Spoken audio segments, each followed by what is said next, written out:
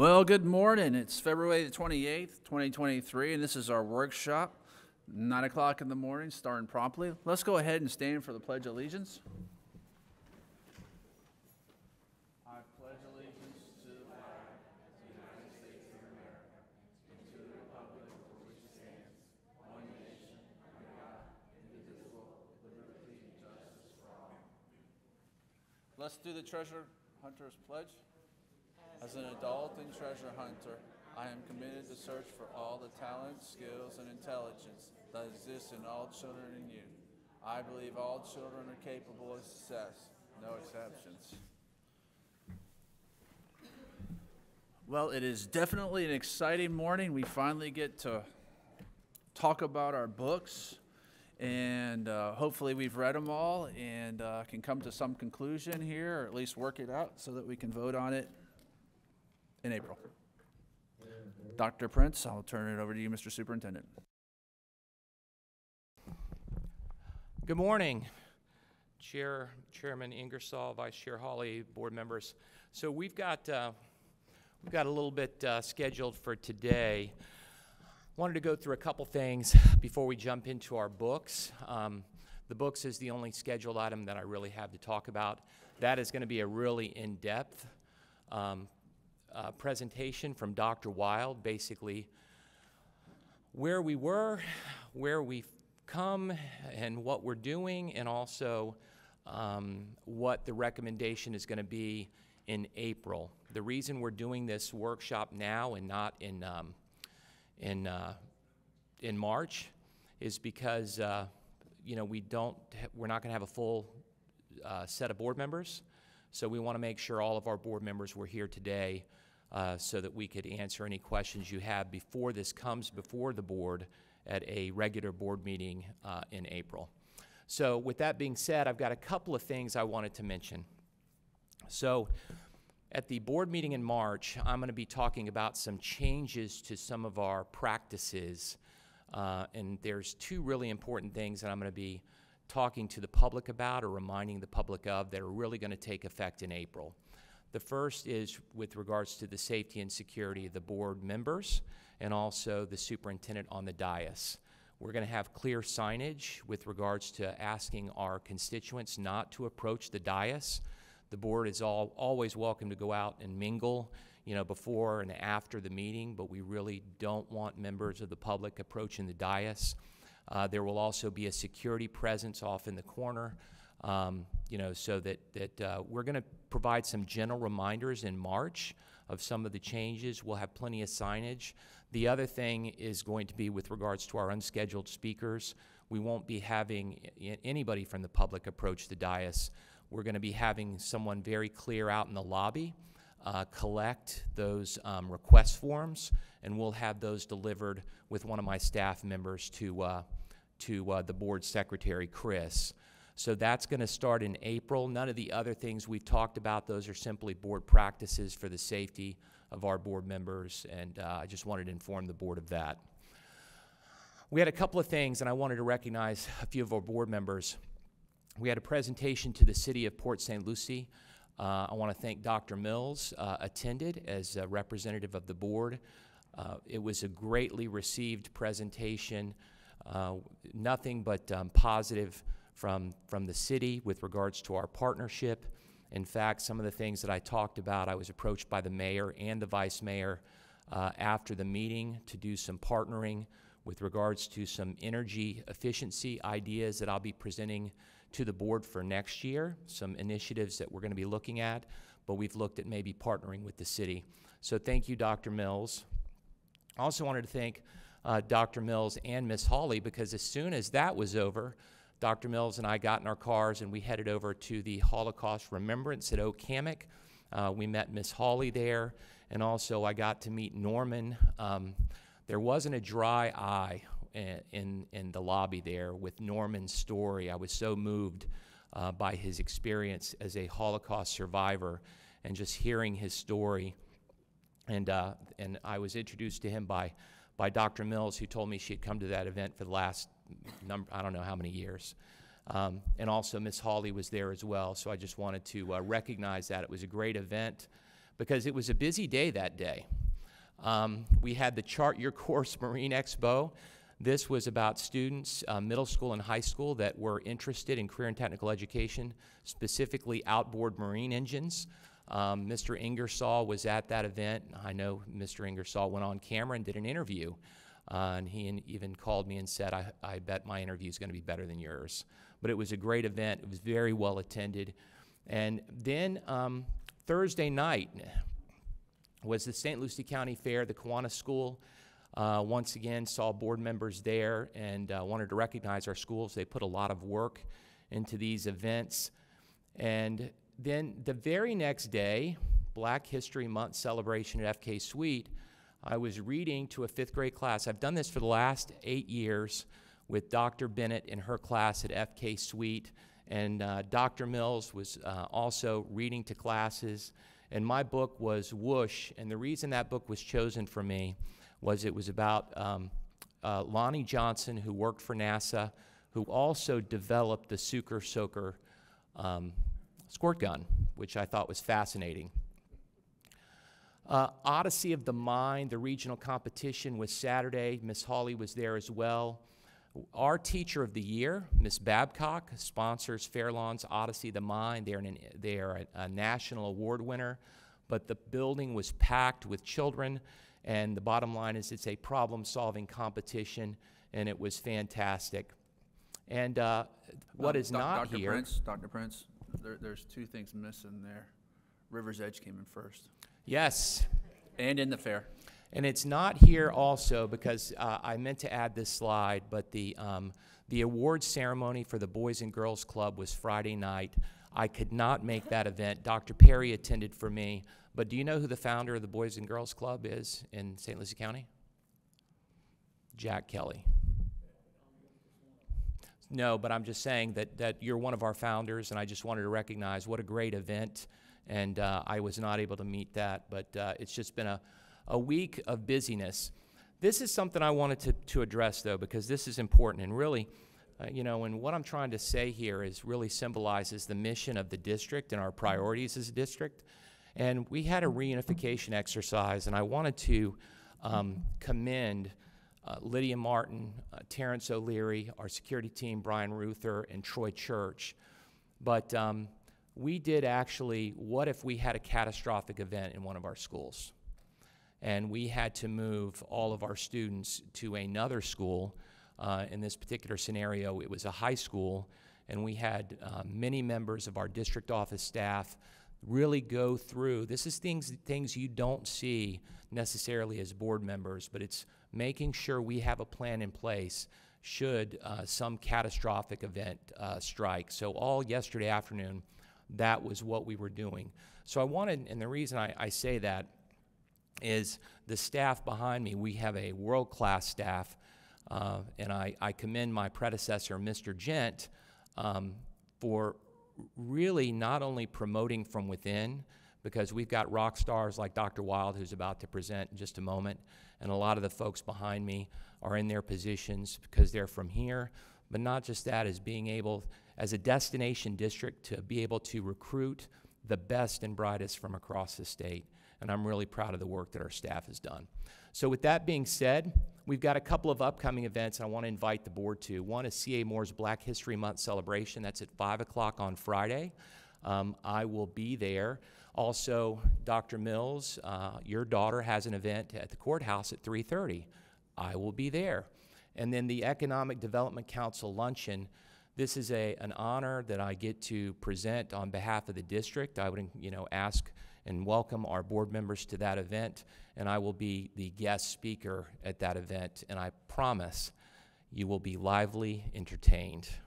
So with that being said, with every meeting, and I say every meeting, and you can ask every single principal that attends one of our principal meetings, assistant principal meetings, when we start our cabinet, we start with our goals. These are the goals that are approved by the board. They were approved in July. And the bottom line is these goals are what all of our efforts in the district are mobilized to basically focus on. And it provides real focus, laser-like focus for our staff. So once again, I want to to mention the referendum renewal. That's an additional $24 million that makes sure we have a school resource deputy in every one of our campuses. It also makes sure that we can recruit and retain the best teachers in front of our boys and girls. Accreditation. I mentioned at the last board meeting that the accreditation team that visited said this was one of the best visits they've had in the country. That says something about the staff, and that's not just staff they're talking to. That is school district administrators, principals, assistant principals, students, and parents, okay? So we must be doing something right for them to say that. They also said that would be included in their report, which I think is important. Last month, we focused on safety and security. I just shared with you yesterday that that is a priority for the staff. With the DART exercise, once again, we have to be ready if something terrible were to happen, that we have a plan in place, that we work with our local first responders and our the Sheriff's Department to make sure that our kids stay safe and the district has a plan. But today, we're going to be talking about books. And, you know, we've had a number of issues that have come up with books in our media centers. And Dr. Wild, and I'd ask you, I know this is going to be in depth and it's going to be long, but it's really important that you're completely informed prior to that April, when I bring this before the board in April. Okay, Dr. Wild? Thank you, Dr. Prince. Chairman Ingersoll, board members, Superintendent Prince, I'm happy to be here today to share more on this topic. I think we've addressed this, I believe, at 2 previous board meetings. So this is going to be an overview from where we are to where we're going. And so for today's agenda, we're going to talk about our current policy and practice, the history and the overview of the open reconsideration that you are all in the process of reading the books right now for, the superintendent's recommendation, any discussion or questions that you might have, so that you'll be prepared to do your final vote on April 11th on this topic. There have been some statutes passed and there's policies in place that deal with this topic of book reconsiderations. One of them is this statute that all materials in school libraries or included in reading lists must be free of pornography and in compliance with 847012, and I'll review that with you shortly, suited to the needs and ability of the students and appropriate for the grade and age level of the students. We do a lot of training with our media specialists, and now as a result of recent statute, there is required state training on media specialists, and it does talk about several things. One of those is that a library collection should be very balanced, and that means it should include fiction and nonfiction and the inclusion of opposing viewpoints. In St. Lucie Public Schools, historically we had not had any formal book reconsideration requests in the past. We always have had a policy in place for a citizen or a parent to object to a book title. We've always had the formal policy, and it has always required that the challenge process start at the school level, and we'll go back to that shortly. But as I'm working with the media specialist and did the training this year, they have shared that they have always worked with individual parents who objected to any titles or genres or authors in their media center. The most common one you hear from elementary schools is Harry Potter. That is one that families are sometimes objecting to.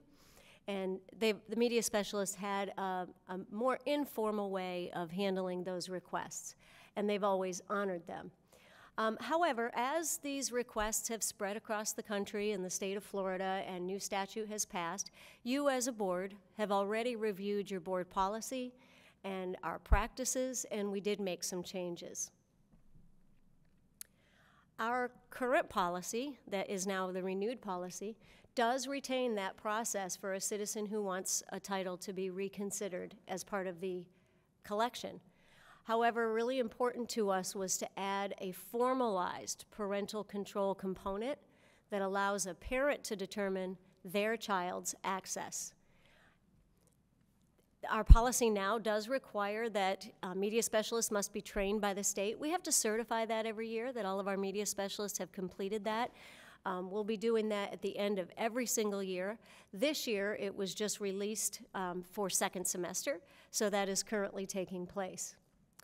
Now, a new component of the statute is that all books purchased in a school must be purchased by a certified media specialist, must be selected by a certified media specialist, and stakeholder input needs to be sought.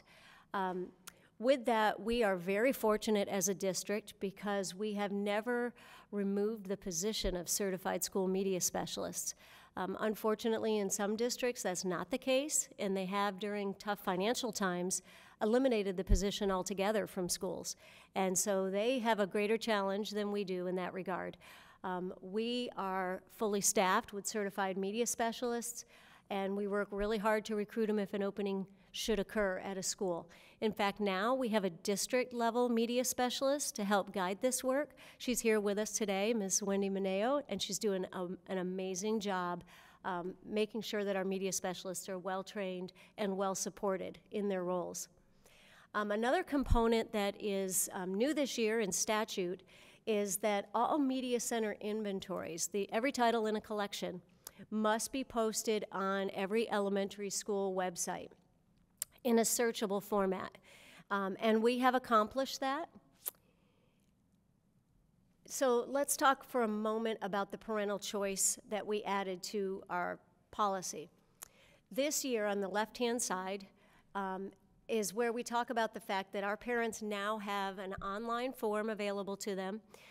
We notify them at the beginning, and we will notify them at the beginning of every year. They have access to it all year through the family portal. And at any time, they can add a book to the list or add an author or a title or a genre that they do not want their child to have access to. And our inventories, as I said, are posted on Destiny. For next school year, we will be adding our K-5 classroom library inventory to the school websites. That was recently added in statute. That is a very time-consuming endeavor, as we have talked about as a board for many, many years. We want our classrooms to be print-rich. We want students surrounded by books. We have seen all the statistics on how if children don't have books in their home, they're greatly disadvantaged. So we have made a big effort to make sure there are a lot of books in the classroom. So all of those books have to be put in a format. And that is currently taking place, so we will have that ready to go for the start of next year. At the same time, the Florida Department of Education is now collecting a list of any titles that have been banned or removed by district school boards. So they're going to collect that multiple times a year, and then they're going to post that list. We are going to post that list as well on our district website and on our school websites, because some parents would want to take a look at every book on that title and see if that is a book that they want to not have their child be able to access. So we're going to be very transparent with that list and make sure that it is everywhere. To date, we do have 65 parents who have said that they don't want their child to have access to any books in the Media Center. 65 for various reasons. One of them is that they lose the book and they don't return it and they don't want to be fined. And sometimes it's just because they have enough of their own books or they access their books online. Regardless of the reason, 65 have said no access. 117 have said restricted access. Some of those have been for individual titles. I can tell you 4 families have said Harry Potter. I do have the list if anyone would want to know what books. And then some parents have said genres. I don't want my child to have access to any of the books that are currently being questioned or to any books on witchcraft. Somebody even said Halloween books. So this allows parents on their own personal beliefs to restrict what their children have access to. And we, as a district, can handle any of those requests in our system. We are beginning to receive inquiries and public records requests from other individuals. The Florida Freedom to Read Project has had several public records requests from us, the National Coalition Against Censorship. We have had phone calls from parents and community members asking us where we are in this process, and even students. So we're going to talk now about the current open request for consideration that you have. And just to review the history of that, initially in September of 2021, we did receive a public records request asking if we had any of 44 titles in our media center. We did have 23, at least one copy of 23 of those titles. And then the one individual citizen that did the public records request submitted book reconsideration forms in 3 batches on those dates that you see listed for a total of 20 titles. In those requests, she was specifically asking for the complete removal of the books from our media centers. None of them asked for them to be moved to a different level. For example, this book is not appropriate in elementary school. I would like it to be restricted only to middle and high. They all were for complete removal, and they all had either this exact sentence or something similar on each one. And I believe you do have a copy, once again, of those requests in your packet. So you could look at those specifically if you're interested in the details of any of the objections. Our policy calls for, as I mentioned, the request to start at the school level. Because we had not had historically any formal requests for reconsideration, the schools had not been trained on it in quite some time. So our previous superintendent did make a concession and asked that these reconsideration committees be conducted at the district level. So we did go ahead and do that. Our current policy does ask for the school level, so any future ones will go in that direction. Also, at that time, the policy did not call for books to be removed during the review process, but Superintendent Gent did pull the books for that review process. We knew it was going to be a time-consuming process, so they have been off the shelves since the beginning of this process. And he also made the decision to pull 4 of the titles without committee review. In the requests themselves, you'll see there were statements made, and they were presented as fact. One of the organizations that did a public records request asked if we could clarify for the record if any of those claims were inaccurate, and they themselves pointed out some that were. So we did have some research done to look into the claims that were specific to a specific district or a specific title. And so we've outlined them here for you to see, and it's just important to know in case these had any influence. And you'll see that we've got it outlined as what the statement was, like Real Life Boyfriends was banned in Polk County. Polk County did not ban that book. They said they allow it in high school only. This one, Summer, banned in Seminole. No, it was removed from the elementary level. 13 Reasons Why is just not permitted in the elementary level in Orange County. It was stated that George was banned by the governor. No book titles were banned in statute, so we just wanted to clarify that. That particular bill focuses on media specialist training and the purchase of instructional materials. I believe it was the one that dealt with school board member terms as well. And then House Bill 1557 did talk about direct instruction and appropriate age level in groups. Again, that wasn't about voluntary access library books. The Kite Runner has never been challenged in Orange County. It stated that it had been banned. And Tango Makes 3, it was stated that we had no copies in the public libraries of St. Lucie County. There is one copy in all of the branches of the St. Lucie County Library, just for accuracy.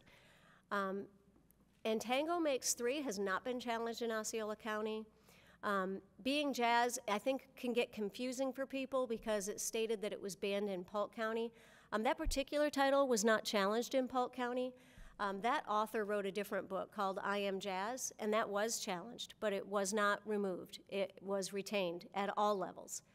And more about being jazz, and then finally, The Truth About Alice.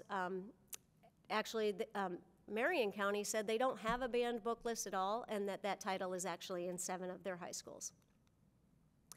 So that is there for your information as you're reviewing the books.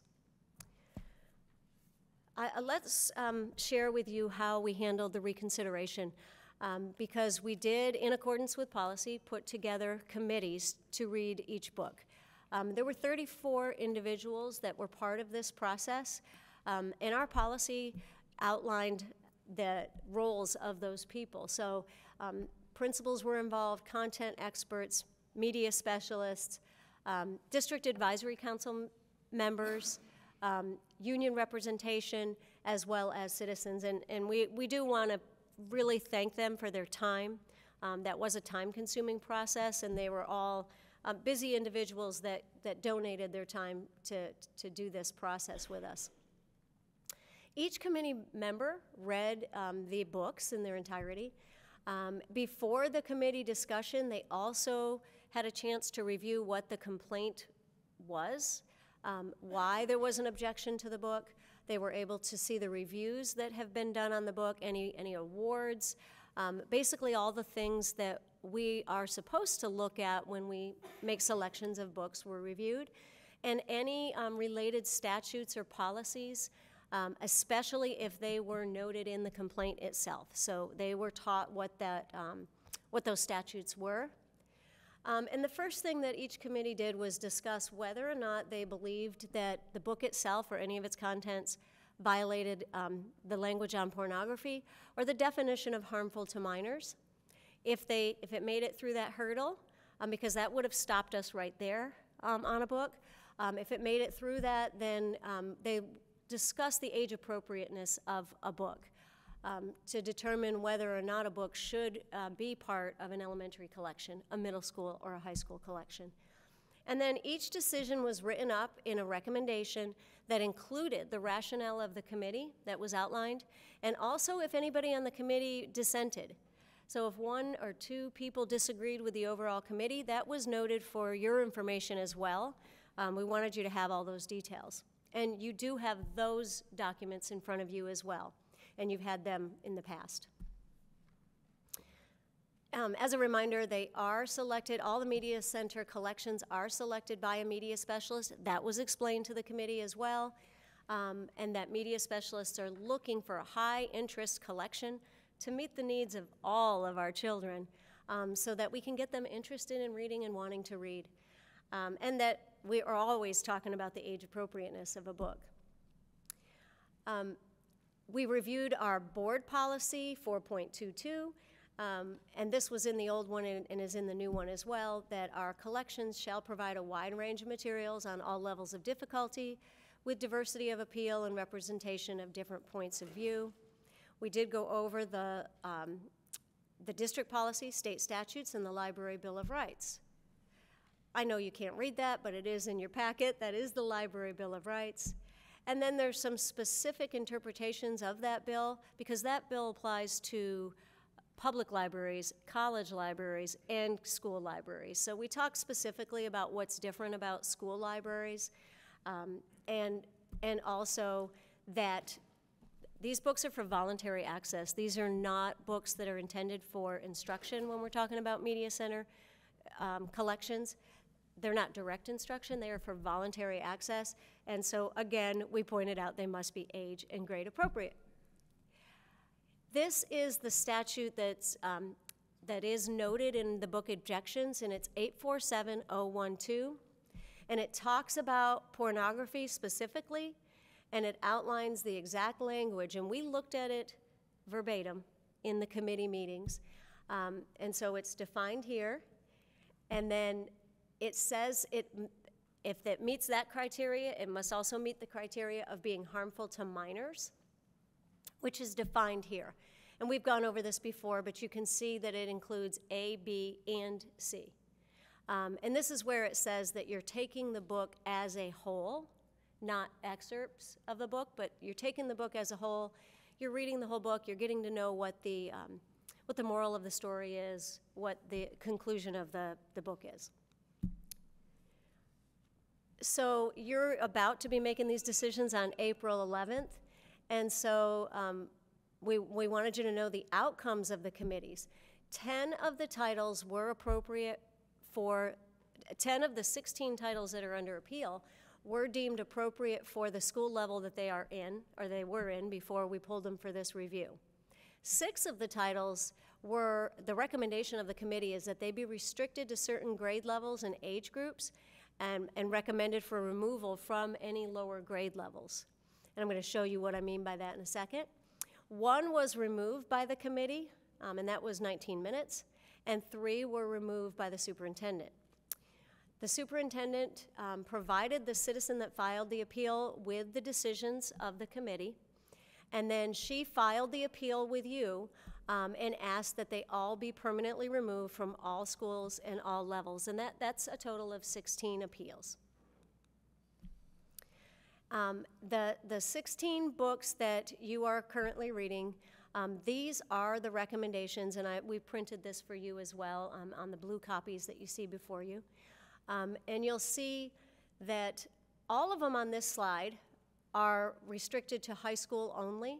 The top 3, we would be recommending removing them from where they were because we did have copies at lower levels. The bottom 4, we did not have any copies at lower levels. On the next slide, you can see the top 2, although we didn't have any copies at lower levels, are recommended only for high school. The next 3, middle and high school only. And you'll see the bottom 1, drama, would be removed from elementary. The top 1 there would be removed from elementary because the recommendation is middle and high school only. And then the bottom 3 would be for elementary only. George would actually be restricted further as 4th grade and up. And then the bottom 2 would remain in elementary, which is, they're elementary books, they're designed for elementary kids, and the recommendation would be to keep them there. If these recommendations are accepted by the board, this would restrict the titles to these grade levels for future purposes as well. So although it notes that we didn't have any copies, then all media specialists would be instructed to not be allowed to purchase those titles in the future in those levels. So on April 11th, the board will go through the decision-making process, and there's various ways that you could go about this process. The superintendent is recommending number 1, and that would be that you reject the appeal and accept the recommendations of the committees and the superintendent on all 16 titles. But you could also grant the appeal and reject the recommendation of the committees and the superintendent on all 16 titles. Or if any board member has any title that they want to discuss further, then you could make a motion for specific book titles to be removed from the discussion, and then reject the appeal and vote in favor of the committee recommendations on the remaining titles, and then go through the process book title by book title for those that have been removed for discussion. For reference in your packet, you have, and this is what I mentioned earlier, for each title, this one happens to be The Kite Runner, you do have the recommendation of the committee, and you can see the title is on the left, the date of the committee meeting, what the recommendation was, and then the justification, whether or not there was anyone on the committee that disagreed with the recommendation, the statutes for consideration, all of the awards the book may have received, and the intended grade level for the book. And then you'll see the reviews listed, and some of those it's several pages, some of them it's shorter. Although I do have them in the PowerPoint, you're not discussing the book by title today, so we don't really need to reference those. So we're going to move on to, that is the conclusion of today's presentation, and we open it up for questions. Board members, any questions?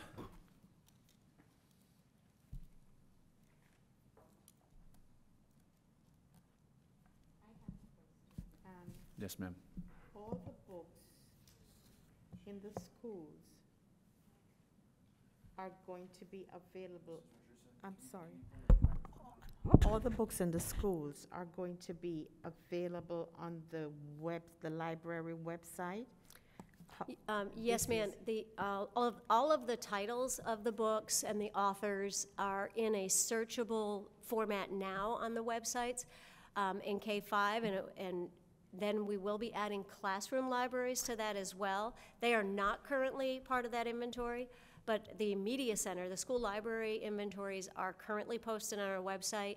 And it's called Destiny. The system we use is called Destiny, and the directions are right there for parents, and parents have been accessing that. Dr. Wild, you just said K to 5. Is it going to be high school, junior high, and high school added later? Yes, the statute only requires K through 5, but we are having the inventories for the school media centers, K through 12, because Destiny it's what we use already, and so it's accessible for everybody. You talked about an informal way of handling the books by the, for like Harry Potter. Yes. What is the informal way? What does that look like? Well, that is the way we used to do it. We don't do it that way anymore Oh. because now we do have the formal process. And the formal process just ensures that if a media specialist is out on leave or we have a new media specialist at a school, it's in the permanent record that the parent has asked for that restriction for their child. So anytime the child would come to check out a book, the media center would see right away that the parent objects to that. Previously, they used to, in elementary school is where Harry Potter was a concern of some parents. They would just call the media specialist, and the media specialist would keep a notebook and keep note of that, and they would know their children and know what books they were not allowed to check out. We are a bigger district, and this is formalized, so it has made it more foolproof now. And how do you handle in other words, I guess, now that you're more formalized, therefore then you just look at the child's name, or when they come up, and how do you handle that, the genres? Like if they say, I don't want this particular genre, Yes, that's an excellent question. It comes up as a flag on the child's name, so it will say the genre that they are not allowed to check out. And so the media specialist is trained to recognize that and knows right away that this is not a book that the child can check out. Okay, thank you. You're welcome. Yes. The books that parents have already, you mentioned 60-something plus parents have already said they don't want their child reading this book. Absolutely. Can you provide us with the list of those books? I sure can. Thank you.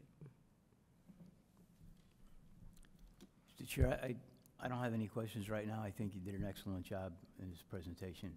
We covered Thank you, Mr. everything. Kelly. But you and I have some meetings we got to schedule this week, so I think we're going to have at least 2 Yes, sir. afternoons, because I have more questions than I thought. There are a few books I'd like to talk to you about, so Absolutely. we'll get together. So, Okay, good job. thank you.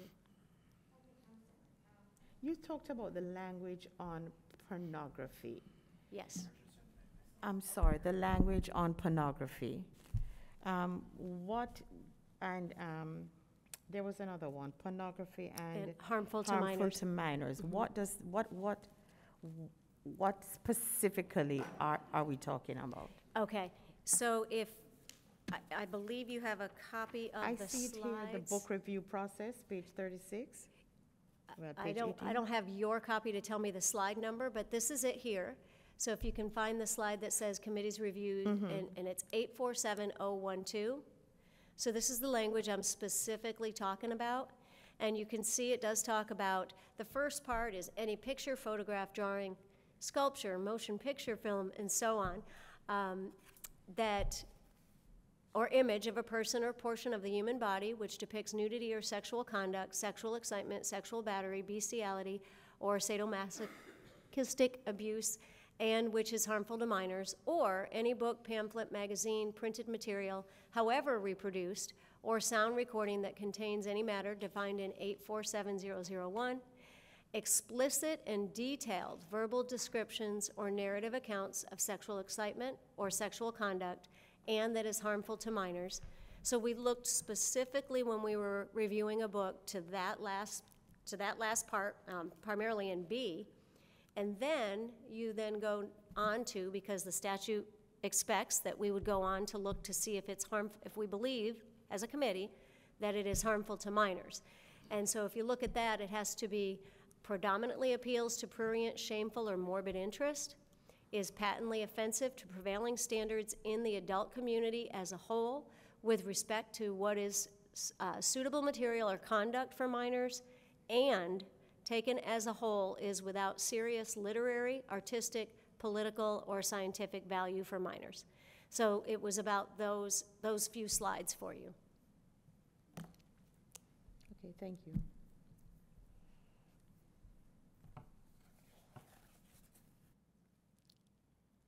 Any more questions? All right, board members, I'm not sure how this is going to go, but this is the way I would like to see it go. We can take the recommendation of the did you want to say something, Superintendent? No, I just wanted to make sure that I reminded the board that my recommendation, and the slide's not up there, the recommendation, remember when she was talking about the superintendent, she was really talking previously about the previous superintendent, okay? So whenever we're talking about what the superintendent is going to bring to the board is the list after all of the recommendations of the committees have been made, that I, as the new superintendent, am recommending that the board approve, based on staff recommendations, the list in its entirety. And then she offered the opportunities, number two, well, sorry, you can, accept my recommendations, you can reject all of the recommendations, or you can pull individual titles for discussion and approve the rest, and then after board discussion, you can go, one by one based on whatever titles you want to discuss. So that's going to happen in April. I just wanted everybody to know. Some of you are still reading the books and just wanted, we've got to put this in a rearview mirror. And also, Dr. Wild also mentioned, we had 3 titles that the superintendent arbitrarily, and I mean when I said the superintendent, I'm talking about Mr. Gent, arbitrarily pulled, okay? We are going to run those through our recommendation committee to review those books, because I do believe that all of the titles have to go. When we have a process, we have to follow it. That's my feeling on the matter. So we are going to put those 3 titles through that process. So I just wanted the board members to know that. I got that right, Helen, right? Correct. Okay. March, April, we are going to be voting on 20 books or 16? 16. 16. And then the other 4 will come up. The process does not come to the board unless there's an appeal. I see. So we would go through that process, and if there's an appeal to the results, it would come back to you. Okay, thank you. Okay, board members, let's just go ahead and massage this so we don't do this at a business meeting. Is there any books that you guys are having issues with that we can just discuss this now and somewhat give our feelings?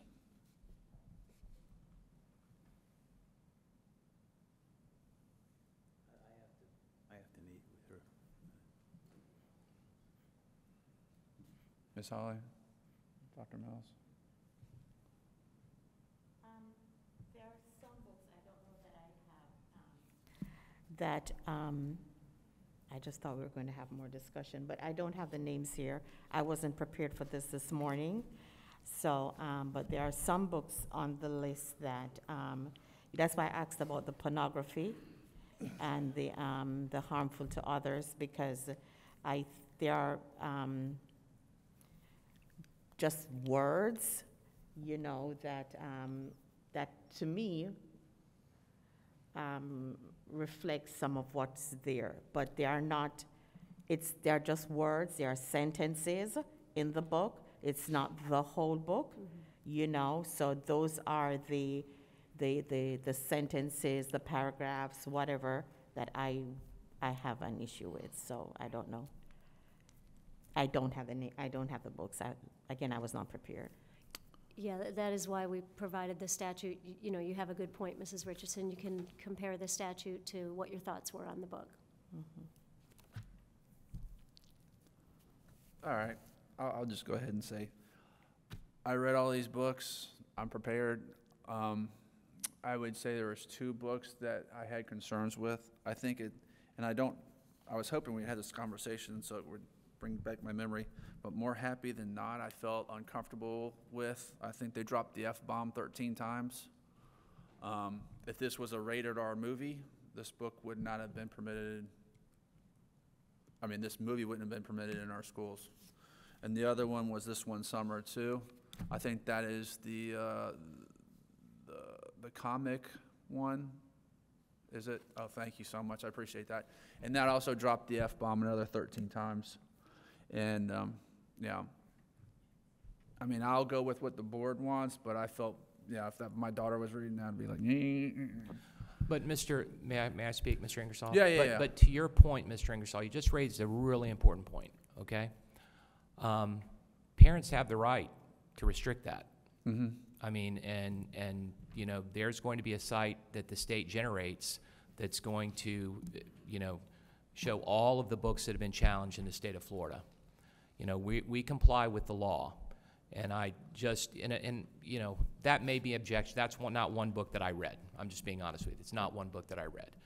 But the subjective nature of what is appropriate for your child versus another child, we have to be very, very careful because we represent all families, all parents in St. Lucie County, not just our world view. So I just want to make sure that we understand that in the, you know, whenever we talk about these kinds of things, because parents have an avenue to restrict their access to any title in any of our media centers. So I just wanted to make sure I make that point. Yes, sir. And I totally agree with you, but my point is in order to go to a rated R movie, you have to be 18 years and older. And in this book, if there was a PG-13 rated R, this book would be rated R. And then most of our students graduating from high school are 17 years old, about to turn 18. This book, if it were a movie, would not be permitted, and that would be the guideline. I'm not saying this is good for my children or other children, for all children. I think that based on the amount of times that an inappropriate word was used, this book wouldn't be in a public school. I agree with a lot of these recommendations. Personally, you know, it's books I wouldn't read. They're darker and you know, make me feel a little bit dirty. You know, reading about suicide and, you know, doesn't make me feel happy, but I understand that they're books for purpose. You read the authors behind it, you read their story, and you can use this as teaching tools. All these books can be used as a teaching tool. So I understand the point, but like I said, as you know, somewhere along the line, I felt like, you know, it's just inappropriate, my opinion, but that's where I sit. And I know everybody can have other opinions, but I was just where I was at. I agree with Mr. Ingersoll there, because some of the books that I read, I was very uncomfortable reading them. And I'm going to go back even to the ones with pornography. My oldest child is 35, and I wouldn't sit there and read that book with him or to him. And I know he knows what sex is, you know? So, and I was very uncomfortable reading some of those things. And so I do agree. I didn't count the F word. I didn't count them. And that again, you know, I think that our children, they're going to be exposed, but I don't know that the expulsion, is that I'm saying, should come through the public schools. Yes, the parents have a right to, you know, to say yes or no, to, you know, to sign or give permission. But these kids, they are smart. They know how to get around that, you know. So, you know, that's no guarantee that the parent even know what they're reading. And maybe you have something to say, maybe you have something that speaks to something else. To the point of getting around it. Yeah. They can't get around our system if their parent goes into the family portal. The parent actually has a separate password. They can go into the parent portal. They control that access. Okay, Now, the child could get it at the public library or get it online somewhere. There's various methods, but in terms of the school library, the parent has access to do the blocking. you know, I'm thinking back to when my kids were in school, because everything was pen and paper, you know, so you Yes, had to yes, yes. sign your name. So now that they have that on, you know, then that's a safeguard there. But I still am not comfortable with some of the verbiage. I think that as Pulitzer Prize writers or whatever, you know, that they could use other words to say the same things. We didn't have to get so graphic. And so, again, I was uncomfortable. So I do agree with Mr. Ingersoll on that. Mr. Ingersoll, Yes, ma'am.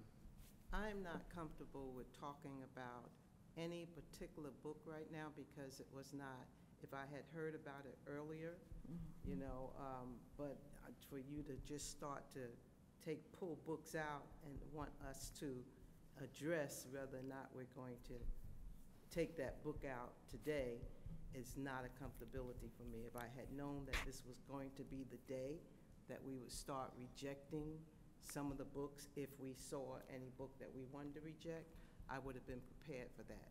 I'm not prepared for on the spot at this point in time, even though I have read one of the books so far that you mentioned. I have not completed all my books.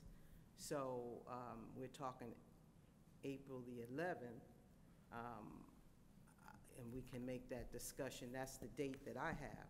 So I'm not prepared to do any type of decision-making today.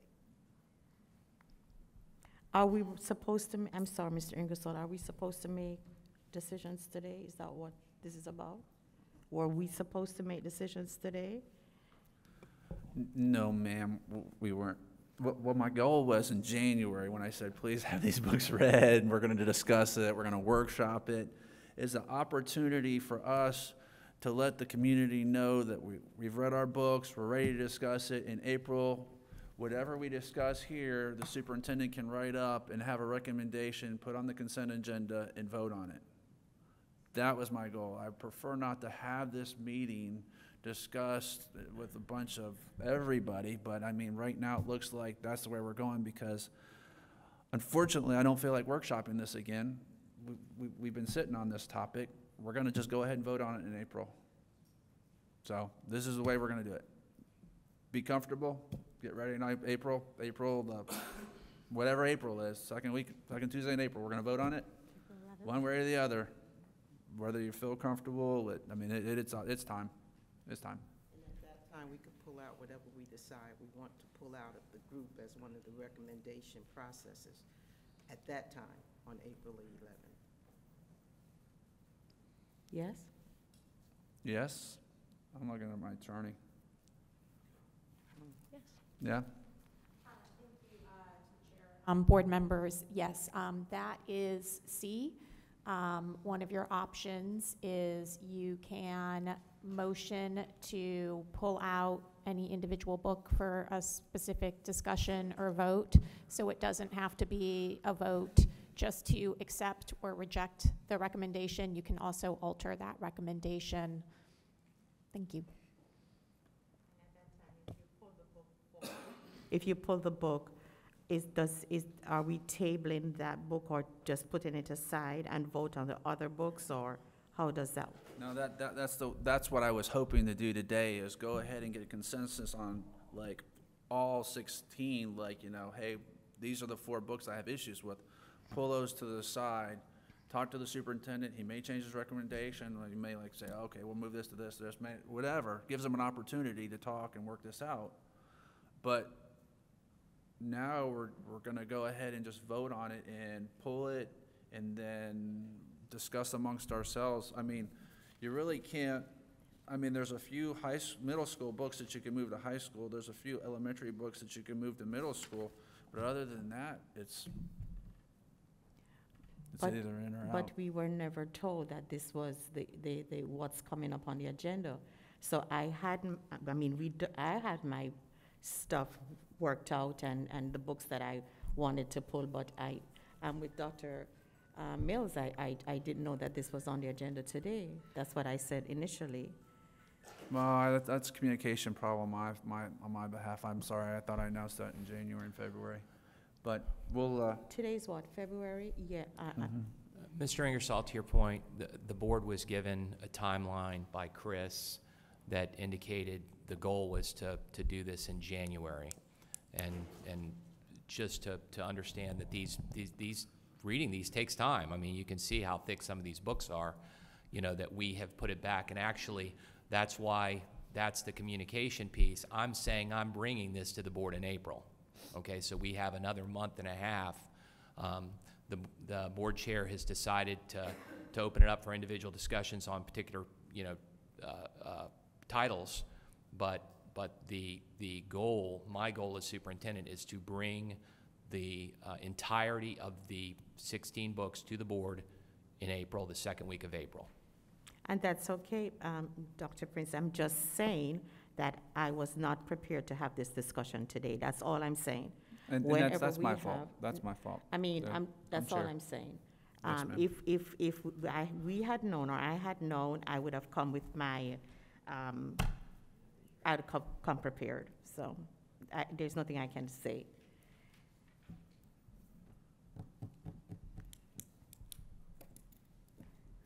Thank you, Dr. Wild.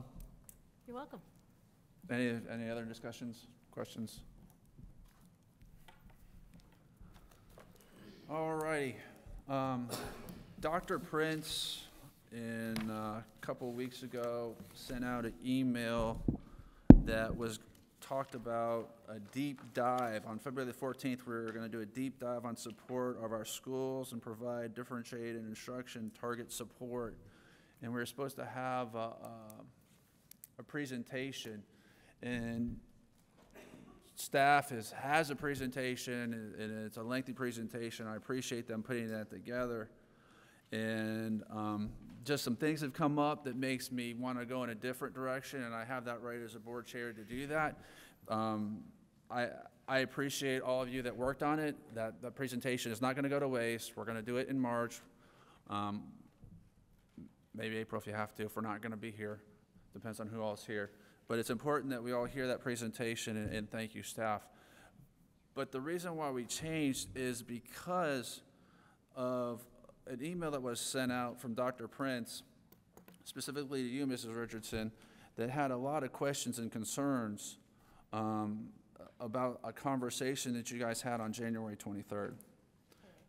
And what concerns me is what he said within the first paragraph that made me have questions to Dr. Prince about some of the things that are going on in the district and the relationships that we have as board members. And what concerns me was, you know, there's a lengthy email, but the discussion was centered around his thoughts and job performances. And I went in a little bit more detail, and it's important for all of us as board members to be on the same page. I remember when I was first elected as a school board member that we all were on the same page except for me, and I had different thoughts, but eventually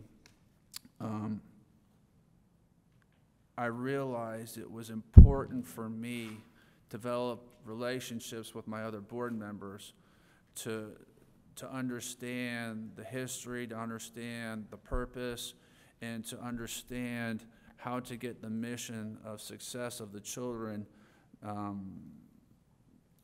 for the greater good of the organization to succeed.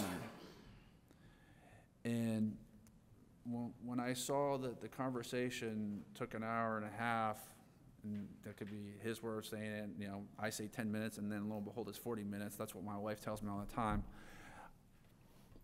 But what concerns me is that his time is valuable, and when we start taking away from the purpose and the mission of the school district, and if every board member did that and had their own issues, the superintendent couldn't run the day-to-day operations of the school district. I feel that it's important that we understand the procedures and the protocols of a school board member, and I know that we workshop them, and I understand that you voted against them, and you have every right to. But I think it's sometimes, it can be, I don't want to say a distraction, it can be a hindrance of what we're trying to accomplish. I talked to Attorney Shattuck and trying to look at what other communities do in regards to boardmanship and understanding the rules of board members. And I think it's important that we discuss this. I think it's important to understand where the superintendent stands, where our board member stands, that I support the superintendent 100% in his day-to-day operations. I support his staff, and that is where my role is. It's not to get involved in the day-to-day operations. It's not to be a chief. I'm an Indian.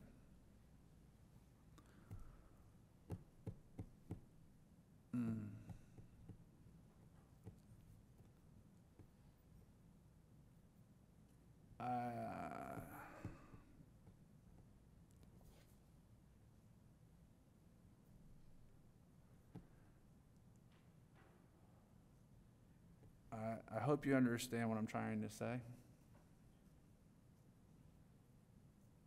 You asking me a question? Somewhat, yes, ma'am. Okay. I know you are a little uncomfortable, I guess, because, okay, so when I spoke to Dr. Prince, I'm just going to go over this January 23rd meeting, okay? Do I have your permission?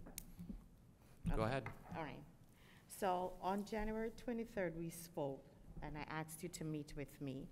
This was right after, and you know, I don't have to explain myself because I am a board member just like all of you. I was elected, but I think just because I'm accountable to our community, I am going to just briefly say some things as well, okay? Yes, ma'am. All right.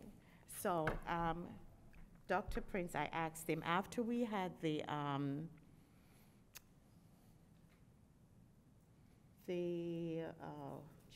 contractors meeting, that board meeting with the contractors, I realized that there was, even before that, there was a communication problem. Not necessarily just a communication problem, because I felt that I should have been briefed. I can't speak for everybody else. Should have been briefed about what was going on with that. I was never briefed. I was never told anything. The community called, and that was how I knew what was going on. And so I just felt like, you know, if I'm expected to make a decision at a board meeting, then I need to know what I'm making a decision about. I need to be informed. I needed to hear both sides of the conversations. I was only getting one side. Anyway, so January 23rd, I decided, you know what? Something has to change. So I asked the superintendent, you know, to meet with me. And he did. And we talked. I'm going to tell you some of the things we talked about, and please correct me if I'm not correct. We talked about whether or not the things, okay, so we talked about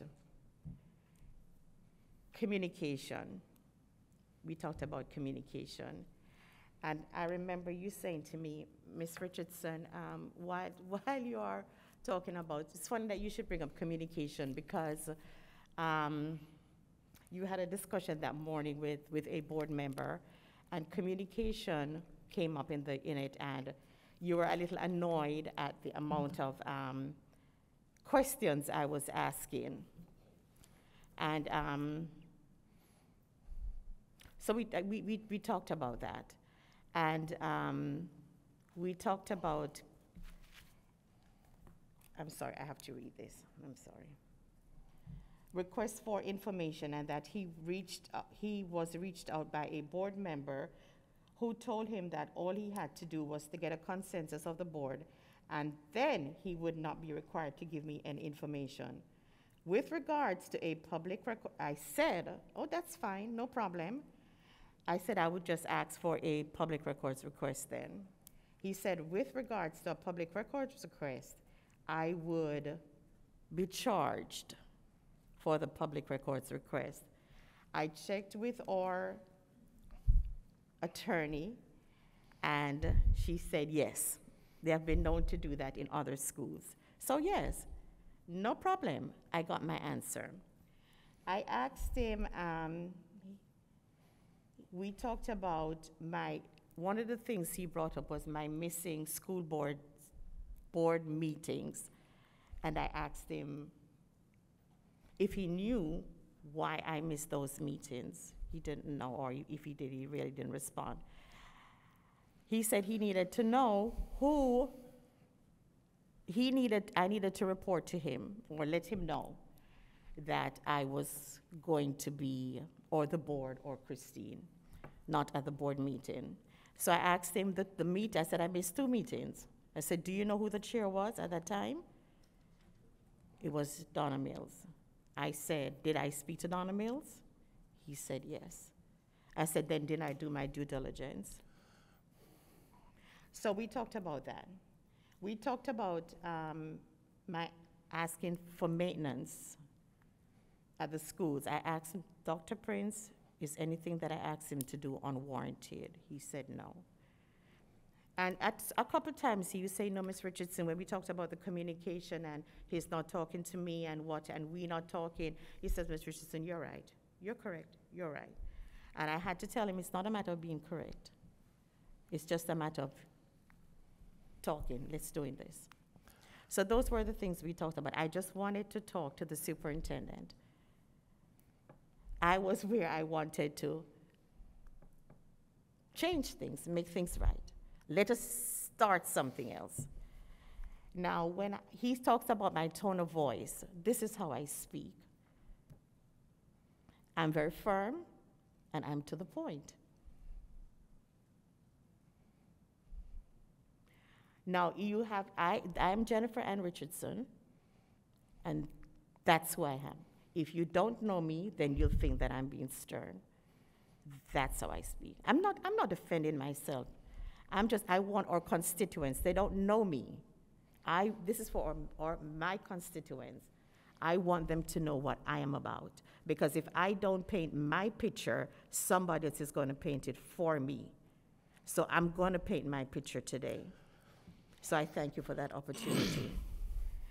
So at the end of that, I had a list. It's an evaluation, how I was going to evaluate, and I'm talking to you because you're asking me. No, please. Okay, how I was going to evaluate the superintendent at the end of, is that what you're talking about? Is that where you're going to? Yes, ma'am. That's a majority of my concern. Okay, there yes, you ma'am. have, because we're talking about the first part. Okay. Yes, ma'am. And I gave him a list. So is that okay if I read what's on the list, Mr. Superintendent? Floor is yours. It's up to the chair. No, I need to ask to get your permission, if that's okay. All I can say okay? about this conversation is when you're done, I need to speak. Okay, thank you. An opportunity. Absolutely. So I had on list on it academics, as this is our core business. I would be rating you on the academic cells that the state will be scoring as a part of the district's grading system, as well as an improvement on the district SAT and/or ACT average score for the school district, 60%. Work and relationship and communication with board member Richardson, 20%, and personal community involvement, 10%. That was it. And this I gave to the superintendent at the very end, because, you know, I sat there and I wondered, should I give this to him? But I said, you know, in all fairness to him, if this is how I'm going to rate him, I want for him to know. I didn't want to keep him in the dark. He needs to know, so, you know, so he's prepared. And so I gave this to him. And in between that, we talked, you want me to talk about the cupcakes? Yes, I mean, but. We're not yeah, talking go- about, okay. I mean, All right, yeah, so, go ahead okay. and talk about the cupcakes, but I mean, Okay, so you weren't asking me about the cupcakes, but we're talking about that, so I'll leave that. I mean, if you want to talk about the cupcakes, we can talk Okay, about Operation so- Cupcakes. The cupcake lady.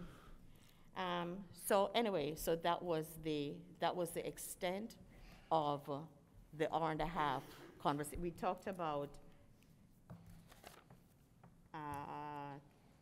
pretty much that was the hour-and-a-half that I spent with the superintendent.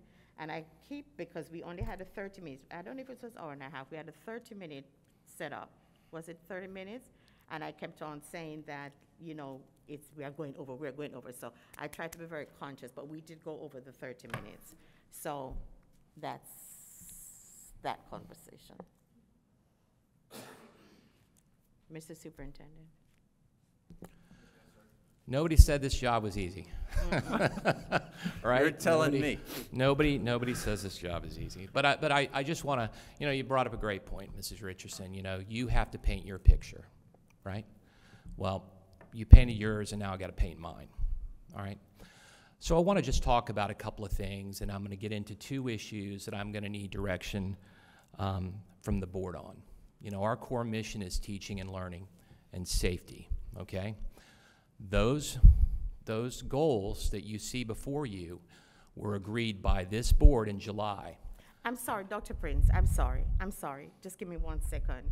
So I did speak to our board attorney about that, and she said that those were the goals that you're going to be evaluated on, not my goals. So I did speak to her, so I did get an understanding. Okay, So well, I just want to therefore- make sure, because it's consensus no, of the no, board. no, We no, can go I- down a rabbit hole legally, but I don't want to talk legal. I'm going to talk to the board right now, and that Okay. includes you and 4 other board members, because I'm going to paint my picture now. All right, so let's talk about the first 6 months of my role here as superintendent. And not just that, the last 7.5 years, or 7 years before that when I was a deputy superintendent, we've seen unprecedented success in this district. And I've been responsible for each and every one of those decisions. And the staff behind me, I have the full support of. Now, let's start the year off with a kickoff on August 3rd, okay, that was seen by over 5,000 of our employees, and it was a live event. I couldn't imagine a better start to the school year. In conjunction with that, we settled again with the union for pay raises for all of our staff members. That is not easy to accomplish. We've implemented new standards in reading and math for a new assessment, which is the progress monitoring. We've had 13 principal changes we've had to make sure that we provided support to. We had a hurricane where we had to open shelters and make sure our community members were safe, and I was at the EOC acting as superintendent, making sure that we were ready to go and those staff members who were ready to go to serve our community. We've had deaths in our staff, in our children, and I have mourned with those families. We had a referendum renewal, $24 million a year in the pockets of our teachers to make sure that we can recruit and retain the best. And not only that, making sure that we can afford to pay school resource officers in every single one of our schools. That takes work, it takes effort, and it takes the mobilization of the people behind me. Not only that, in January, We had the 6th consecutive year of a 90-plus graduation rate. In fact, I was personally responsible over the summer to make sure we had over 100 students cross the finish line, to make sure we exceeded that 90% again, and that's a tribute to the staff, the folks in our individual school centers, but not just that, it's making sure people are accountable. So I felt like, and not just that, we just had a one-time payment for our employees. So I think it's kind of, if I were to rate myself, I'd say we had a pretty strong start. Now, to paint my picture and just to make sure that we understand here. Lydia, thanks.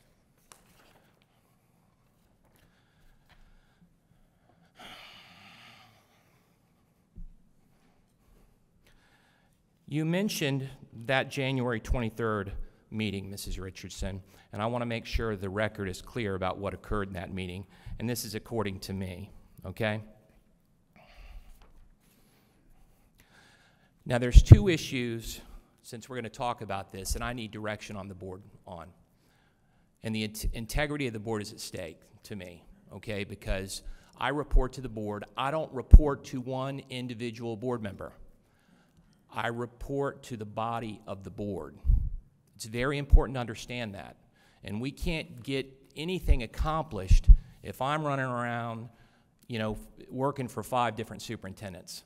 That is what I'm paid to do. This is an example, Mrs. Richardson, this email or these emails that I get from you don't annoy me.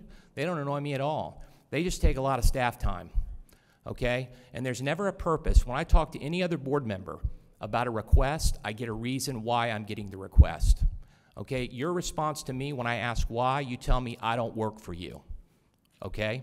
Yeah, you've said that to me. So this is just one request. I had 5 this particular day from you, and I'm just going to read it for the record. A safe and healthy new year to you and your family. I have questions regarding items 9.1, 13.1, and 13.2 on the board agenda, all legitimate. I'm fine with any of these. Please provide me with the PM1 results summary for each school. When is the PM2 being administered? Please provide me with a report on the total number of fights, physical attacks, and altercation events for each school for the last quarter.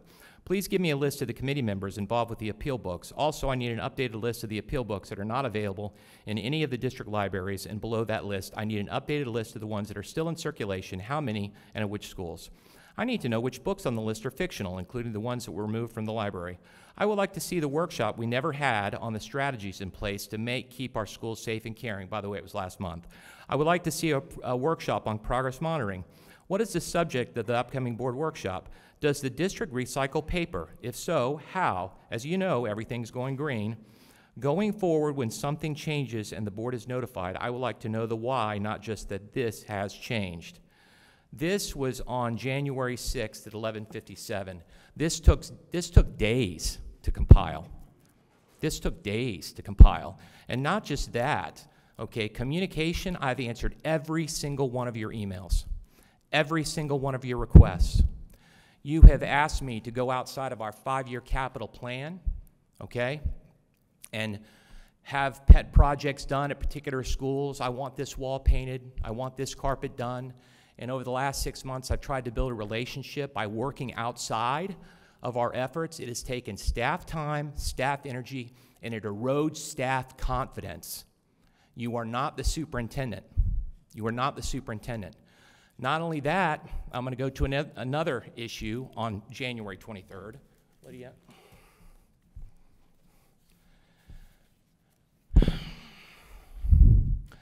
I prepared a binder or folder for everybody. I just want to make sure that we're all clear moving forward.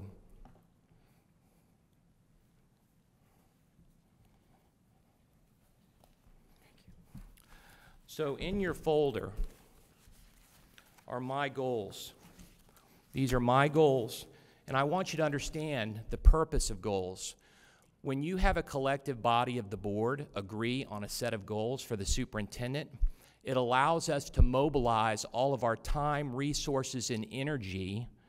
Every single principal meeting, every single assistant principal meeting, every single staff meeting. This is what we are doing, okay? This is what we are doing. This is the board and my set of goals that we've agreed upon. Now, on January 23rd, Mrs. Richardson summoned me to her office and said she was going to give me a mid-year review. No, that's Mrs. Richardson. I'm talking now. And in that, she said I was not performing in a satisfactory manner. That is exactly what she said, that I wasn't satisfactory. I did not meet her expectations. And I'm just going to tell you this. I've been doing this for 31 years. I've never had anything less than highly effective. Never anything less than highly effective as a teacher and an administrator. And then she indicated that I'm a poor communicator, which I would argue, and anybody sitting behind me right now would say that's a strength of mine. I know how to communicate to people. Then I was given an alternative set of goals, which you have here, that have nothing to do with my set of goals. Not only that, I want to orient you, because I provided a copy of my contract, page 12,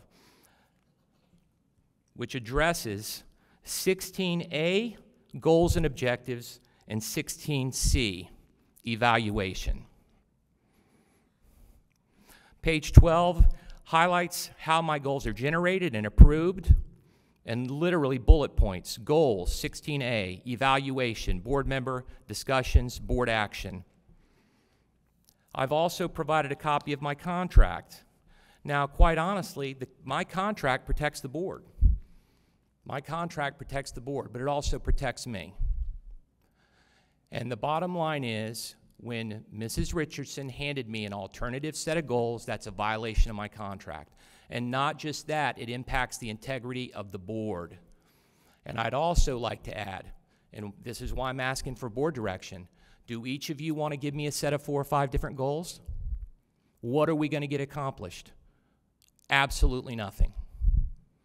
We need to all collectively agree this is what we're going to do, so I know how to effectively communicate to my staff what our priorities are. Because right now, that's what my priorities have been, those goals that were established and approved in July. So I'm going to turn it over to the board now, because I've got 2 issues. One is staff time. Our core business is teaching and learning. My staff needs to be able to focus on continuing the unprecedented success we've had over the last 7.5 years. And the second issue is goals and objectives.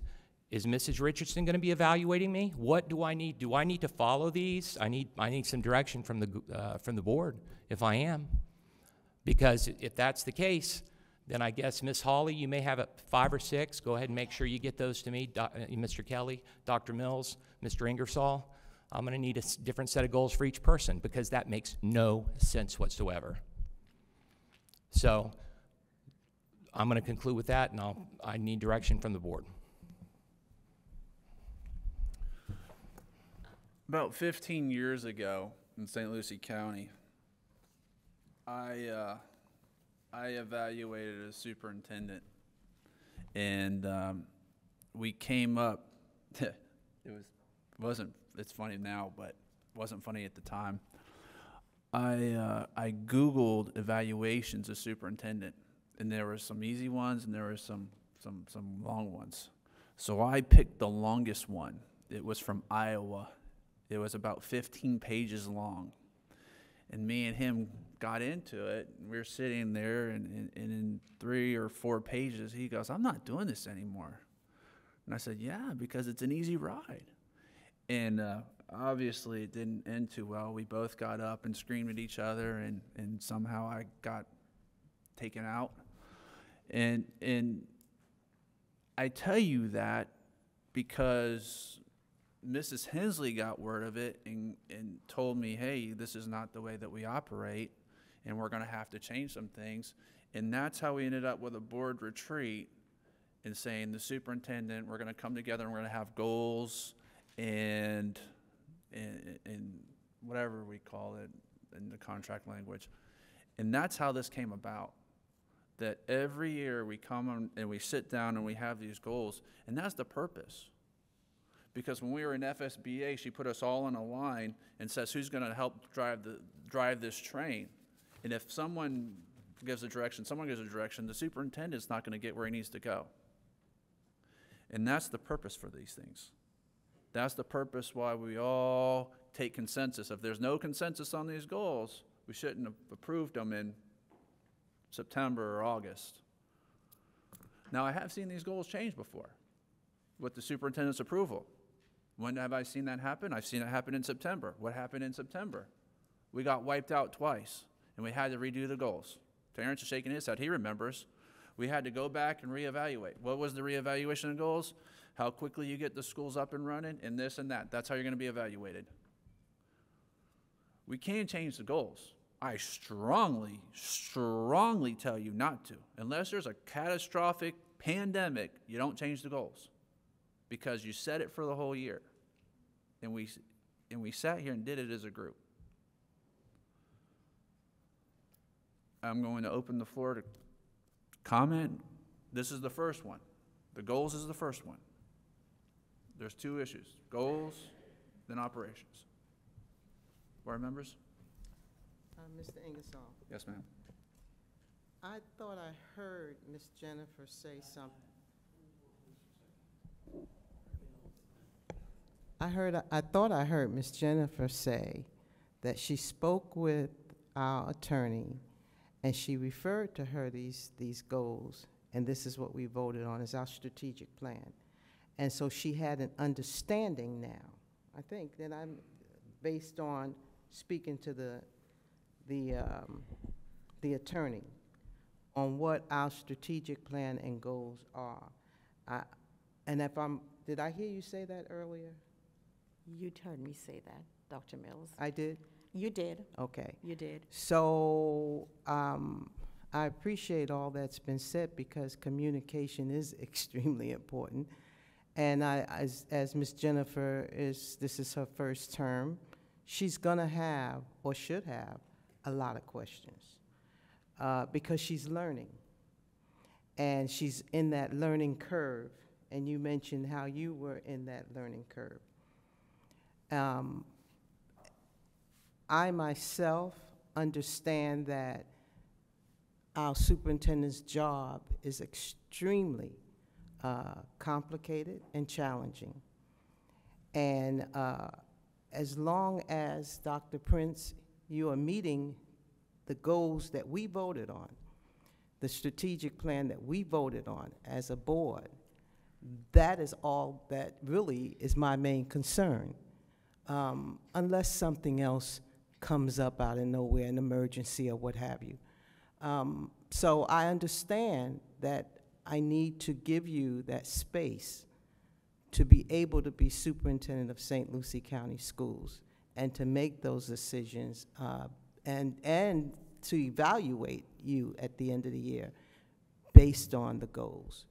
So for me, I want you to make sure you stick to those goals and that I'm looking for you to achieve those goals. And I appreciate the last 7 years, 8 years. I've seen this district go from a very low place and where we are now. When I came on in 2010, we were on the bottom of the pole. We all know that. And I know that you have made a lot of the decisions as deputy superintendent to bring us where we are today. That is why I wanted you to continue to come up to superintendent, because I saw your work. I want to give you that space, and I've always told you that I will never tie any leash around your neck and lead you around the way that I think you should be led. You are superintendent of this district. We hire you, you hire everybody else. I understand that, and I understand the importance of giving you your space because you've got a lot that you have to accomplish just to accomplish the strategic goal that we voted on. I also, as I said before, I heard Ms. Richardson when she said very clearly that once she spoke with the attorney, she understood better regarding the goals, and I also realized that she's in the learning curve. But I want you to know that you have been an exceptional superintendent up to this point. I'm very proud of your accomplishments and the accomplishments of this district, and I will continue to support that as long as we are doing the right thing. there are some things outside of these goals that we expect all of us to do, you know, as a board, as a staff. And I'm not going to go into much more detail in some other areas that I personally feel could improve, but my evaluation is going to be on that strategic plan and those goals that we've set forth for this year when it comes to your evaluation. Mr. Chair, yes. I'm a little taken aback, and I want to apologize to you, Dr. Prince.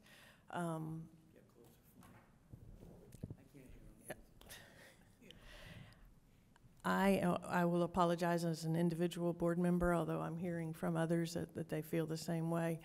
But in no world that I can imagine should a superintendent have to answer to 5 or 7 or 9 different sets of goals. My presumption, when we all sat together and worked on those 4 goals and came up with them, is that that is what we work towards together. That is what we will evaluate you on when the time comes forward for that.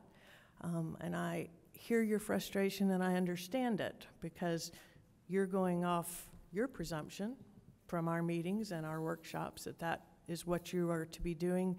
And might I add, you are doing it, and the team behind you, exceptionally well.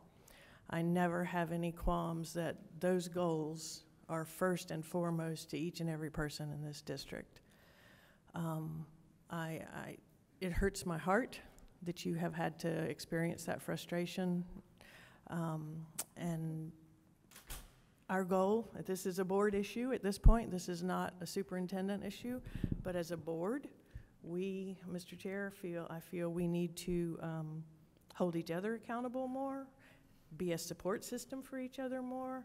When there are questions, go through either Ms. Shattuck or whatever, so that we are not violating any sunshine laws.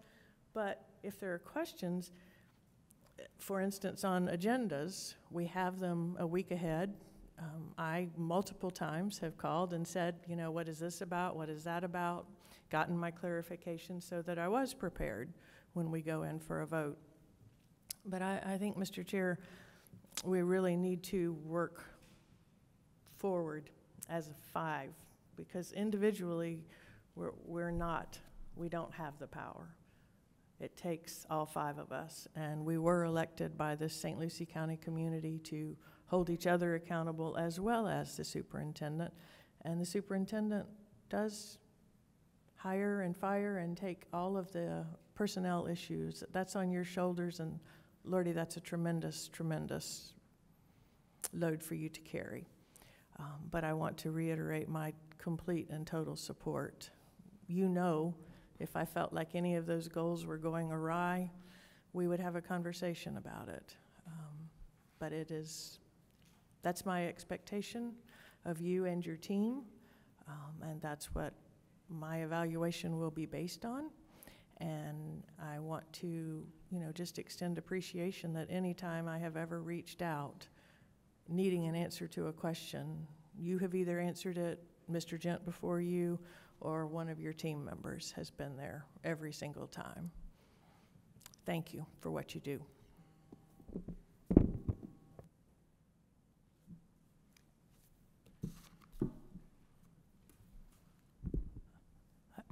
Donna's not here. She had to step out. Would you like to recess for a minute? I prefer for her to be back when I speak, but it's up to you. You want to take a 3-minute? Let's take a 5-minute break. Okay, can we do that? Thank you. Thank you, Mr. Chair.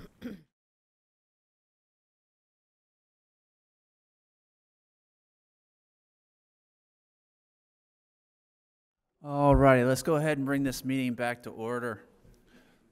We are dealing with the superintendent's goals and just making sure that we're all on the same page. Mr. Kelly, you have the floor. Thank you, sir. I'm going to just take a couple of minutes, and I'm going to direct what I'm going to say to you, Mrs. Richardson, because I know you feel right now, and I got to be honest with you, I couldn't understand half of what you said back to Troy before. I'm having a problem, and there's something that they actually can give me in my ear to help, I think. But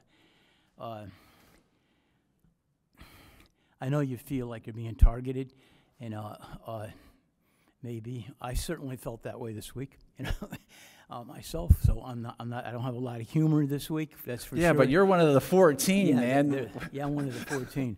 But so I'm not going to have a lot of humor for a while. But I'd like to speak to you. You know, I had his persona as Uncle Jack on my old boards and things, speaking to people and talking about things. And I want to go back a little bit and to let you know where I'm coming from. Going back 23 years, like Troy just did, getting elected to the city council, and we had a mayor named Mayor Minsky. Everybody may remember him. He was very well known, and he had his controversies and things. But the one thing about Mayor Minsky, and this brought up the other night at the last meeting, you brought up the thing about scheduled and unscheduled speakers. You brought up that. That was a big topic with me when I first got elected, because I moved the public to be heard, and this is going somewhere, believe me. I moved the public to be heard from the end of the meeting to the beginning of a meeting, and then started the meeting a half hour later. Now, I didn't move it. In order to do that, I had to get 2 other council people to vote with me. Because anytime you want to do anything, you want to tell this guy what to do, you have to do it with 3 people, you know? You can't do it by yourself. If you get 2 other people, I used to tell everybody I can do whatever I want here if I get 2 other votes, you know? And I remembered that all through my tenure on every board, TPO, no matter what it was. So I asked the board to move the public to be heard from the end of the meeting to the beginning of the meeting, and my basic problem was that if there's going to be something we're going to vote on, because we did things differently back then, during the meeting, the people that want to speak about it can't speak about it until after we vote on it. So it's kind of crazy to be having him speak at the end of the meeting. And fortunately, I got one other council person and another one who was on the fence, and she said, you know what, I think I'm going to go along with this. Why don't we try this for 6 months and see how it works out? We'll try it for 6 months, and we'll put it to the beginning, and we'll make the meeting earlier, and we'll do it for just a half hour, and if it's not finished in a half hour, they'll have to speak at the end. Mayor Minsky was, he was livid. He was very upset, gave me a talking to because I was brand new and let me have it pretty good. Maybe call him Uncle Minsky or whatever back then. And he was very, very upset. And make a long story short, the 6 months passed. The meeting started a half hour early. People got up and spoke. We never went past the half hour. Everything worked out great. People were happy. Mayor Minsky, at the end of the 6 months, when we had to re-vote on it, when it came to his turn, he said, looked at all of us, and he said, I'm not going to argue with success. He said, this is a good thing to do. I'm going to be supporting it. It was a great idea, and I'm glad we'll keep it up, and he voted for it. So did the vice mayor back then, who voted against it. Now, that to me, I had known the man for 10 years before he got elected, but we had a lot of many issues that we disagreed on, especially the Southwest annexations, but we won't go into that. Many things, but that man was a team player. What I'm going to say is he's a team player. He recognized something that he was wrong about. He admitted, and I had to learn to do that too. Harder for me than him because he grasped things pretty good. And he was, of course, he was older than me. Imagine that, somebody older than me that I served with. But he was a great man, and I think you understand what I'm saying.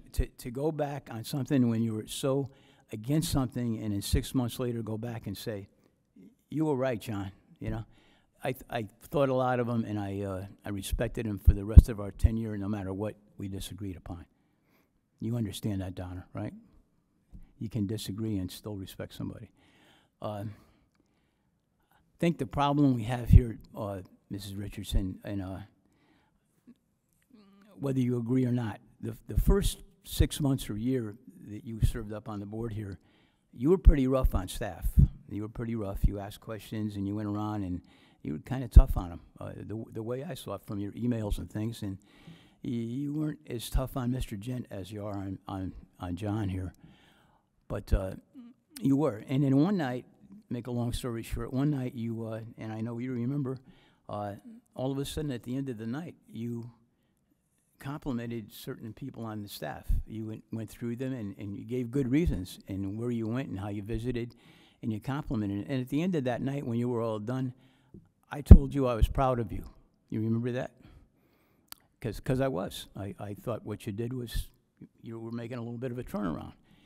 Because we do have a great staff. And I'm telling you, been through it. I'm 100 years old, and this staff, we're very blessed to have the staff and this man right here. Mrs. Richardson, you voted, you don't back the goals. You said those goals are not your goals. I did hear you say that. They may be our goals and John's goals. You said that. You voted against the 5-year plan and other things. You actually didn't vote to hire John. And the reason was that you said the reason you didn't do that is because we didn't have enough public to be heard time, which I didn't even want any public to be heard. I just wanted to get it over with the first night. But that was all politics with me doing that, because I wanted to take the heat off of everybody else just by doing that. And it worked with the newspaper. They just slammed me good. And that's what I wanted, because I'm a one-term person, so I can do things that other people can't. The goals that are there are for the 1 year. They're for the 1 year. They can be changed next year if they don't work out. They can be talked about constantly. I don't want to say it's a living document because, 4 of us have adhered to it, but it's something that's good. I don't think anybody can say that those goals are not bad. Health, safety, and welfare is always the goal, and that, to me, that takes them all into the 5-year plan that we have. Mrs. Richardson, I explained that to you before. It's a living document. It can be changed at any time, anytime. I found out I can't change it at a workshop, and I agree, Mr. Chairman, I agree with you. We won't make motions at the workshop. I'm doing a Bob Minsky here. I'm agreeing with you. Something that I disagreed with. And that has a lot to do with my talking to Molly about it, too. So the living document, the 5-year document, that can be changed at any time. And if you get 2 other people to go with you, you can change it. Anything that we do it's the same thing with everything we have. It's a team effort. And I sometimes feel, sometimes you want to be an individual, as you said, you want people to understand you. But you got to be a team player, man. And this is me talking to you. I don't know what anybody else feels. You have to be a team player. The reason is that we are a team. We're here. And this guy is the guy that we hired. Okay? And I think, for one, I'm going to echo what was said. I think he's excellent. I think we're blessed to have him. I think the succession idea that all the board members did, Donna and Troy and Debbie, that did before we came to get a succession like this was great, and all the people that they hired. So it's one of the reasons that I ran for office, because I knew we had a good staff and we had good leadership. So I give you guys credit for the succession and everything that you did. And he is the guy. If he does something wrong, I think that should be something that has to be done. What's the right word I want to use here, Molly? I think that it's got to be done in the proper way. To give him an evaluation, which there's a disagreement on whether you said you did or not, is against this contract. That does go against this contract. I don't know if Molly wants to weigh in, but that's the way I look at it. His contract, once a year, it's once a year, Molly, that we do satisfactory or non-satisfactory. That's once a year, and that's done by the whole board. What I'm getting to here is that I really would like to see you as a team player. And I'm going to give the advice I'm going to give you, the Uncle Jack or Grandpa Jack, they should call me. The advice I want to give you is that you can get a lot of things done, Mrs. Richardson. All you got to do is have 2 other votes. And that's all I've said for years and years, 2 other votes. And the best way to get 2 other votes is to be a team player and be nice to people, Go along with the plans, go along with the things that these are not rules that we go by. These are ethical standards and things that the board, things that the board accepts, and it's how we operate. And if you operate in between that, you may not like it, because I didn't like it when I first got elected, but I did what I had to do to get the 2 other votes to change what I thought was the right thing to change. So that's all I'm saying to you. You're an intelligent lady. You know that. I know that. And I know you mean well. I just think that you could go about it in a different way. And I don't agree with your assessment of John. And I will say this. I'll leave you with this. And just think about this. All these questions, and I've had a lot of things that I've asked to do.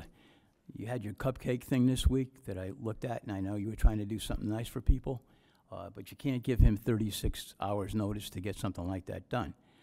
I've done things with him where I think a year and a half ago I wanted to raise $10,000 for something. I had to go through Mr. Gent, and I had to go through the foundation. I went through the foundation to do that.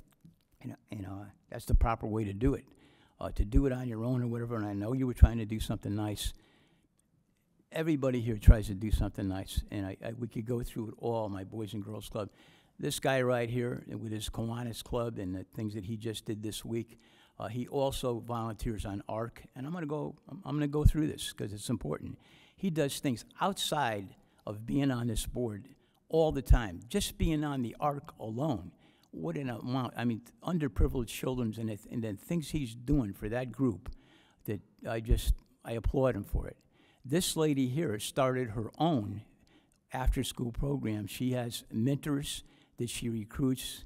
First thing she did when she met my wife was try to recruit her for your program. All that she can after school and helping out children, underprivileged, of any color, everybody. Donna's a wonderful person. Her daughter is outstanding, by the way. Unbelievable. You should be very proud. This lady over here, Big Brothers and Big Sisters, and I can go on and on. Education Foundation, same thing, all hours on and on after that. I'm not going to go into my own. I have other things, and I love doing it. The staff out here, every one of them, I'm looking at them all. I know what they do. I know the boards they're on. Mr. Perry, our Boys and Girls Club Volunteer of the Year. I don't know if he's here or not, but I could go on and on. These are extra things that you can do besides cupcakes, and I hope I'm saying it to you in the right way. I just want you to be part of the team. I think you have a lot to offer. You're intelligent, like I said, and I just think you got to go about it a different way. And again, it's Uncle Jack. No disrespect. I'm not trying to be rude, but I don't want to speak for the rest of the board. I'm speaking for myself. Please become a team player. Get your other 2 votes, and that's what you can get done. Last thing I'm going to say to you, the questions, and the myriad of questions that you have given him over the last, since he's been put in that position, those questions are surreptitious, ma'am. I find them to be surreptitious. That's all I want to say. Don't be offended. Please take my advice. Thank you. Thank you, Mr. Chair. Yes, ma'am. Did you want to say something, Mrs. Richardson? Absolutely. So I thank you all for but Dr. Mills, I think the word is moot. I mean, you wanted water from the board, but initially I said that after I spoke with the attorney, I understood. So all of this, I guess I wasn't plain enough that when I gave him what I thought was the, and who's to say, but anyway, these are the goals that he's going to be evaluated by. I already said that I understood that. So I don't know that we needed to go through all of this, because I already said that I understood after I spoke to the attorney. So I thank you for all the explanations and your input, but for me it was moot because I already understood. You know, there is, I don't feel like I'm being targeted. I really don't feel like I'm being targeted. I think that we needed to have some discussions. I did what I did. I am an elected official like everybody. I did what I did I was doing my job. my job. Now, my lane might be different from your lane. I didn't think that I was hard on staff because I never wrote to staff. I don't normally speak to staff. When I'm directing my questions, I'm directing them to the superintendent. I rarely have any interaction with staff. Now, what I will say to staff is that staff is amazing. We have some amazing people here, and I've said that before, and I meant that. Not just here in the administration office, but we have some amazing principals, and we have some amazing teachers. I have been out there, and I've seen those teachers, and I've seen those principals in action. That's why our district is the way it is. It starts with our principals, it's actually our teachers. And if Dr. Prince would say it, it starts with the bus drivers. I don't doubt for one moment the abilities and the capabilities of our staff. And I would never speak down to them. That is not my job. That's not what I do.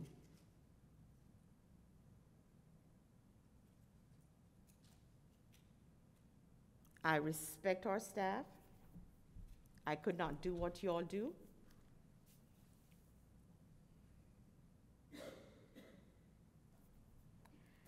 There is word on the street that, no, I'm not going to go there. Today, I'm going to choose to take Michelle Obama. I learned something from Michelle Obama. She says, when you go low, I go high. So I'm going to take the high road today. I'm going to end this right now. I don't have to defend myself. I am a board member. I'm a constitutional member. I swore to uphold some statutes, some laws, and I'm going to do that. As long as I'm not crossing any, or I don't know what the word is, Molly, I'm not going against the laws or the statutes, then I'm doing my job. I respect Dr. Prince and his decisions as the superintendent because he is the superintendent. That does not mean that I'm not going to have opinions, and that does not mean that we are not going to butt heads sometimes. I'm not here to agree always with Dr. Prince. That is not my job, or the board's job. Right now I'm speaking about me. I'm here to oversee or whatever, and to give directions. And that's what I'm going to do. I might be the dissident, as he calls me, or the outlier, and that's okay. I don't have to agree. And I'm not going to let anybody let me feel that, I'm targeted. I don't feel that way. In order for movement, there has to be friction, or we are stagnant.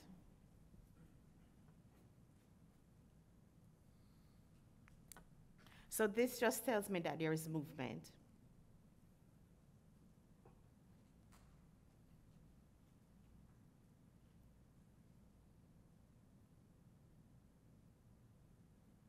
And you know what? It just tells me that we are becoming truly a master board because we are having communication. And if this is what it takes to have communication, then you target me every day and all day. I'm good. Because we are having some healthy communication. I'm not going to do everything right. Neither are you. So we have to allow each other grace and mercy. I allow you grace and mercy.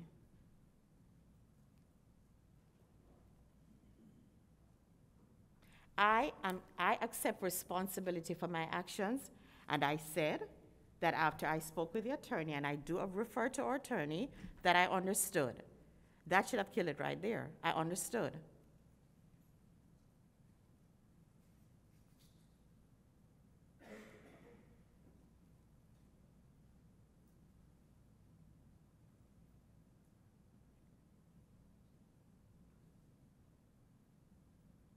Now, if every time I do something, we're going to have an agenda meeting on it, then I don't even know what to say.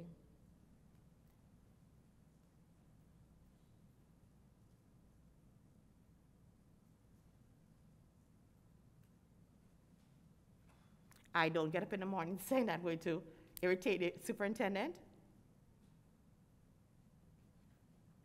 I get up in the morning and say I'm going to do the best job that I can do as a board member to be effective. And that's what I'm going to do. I promised our constituents, I made promises to them, and I'm going to keep them. Now, if I make mistakes along the way, we will correct them together. But I'm going to say that I'm going to make mistakes.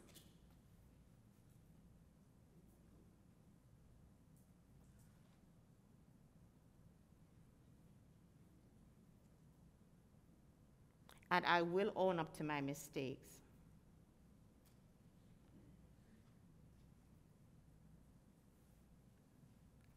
I will not have anybody disrespecting me or speaking down to me. That's not going to happen. That is not going to happen. Because I don't disrespect you.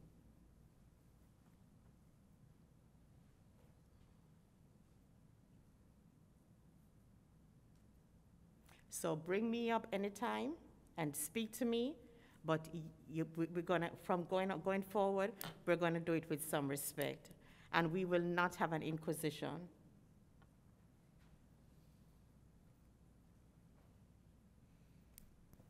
I'm sure I'm not the only go ahead, Mrs. Hawley. No, I don't want to speak. No, to go you. ahead. I was just going to suggest, Mr. Chair, because you did bring in a couple, you brought in a couple of policies or procedures that other boards follow, and I'd like to suggest that perhaps in the era of communication that we review those and strongly consider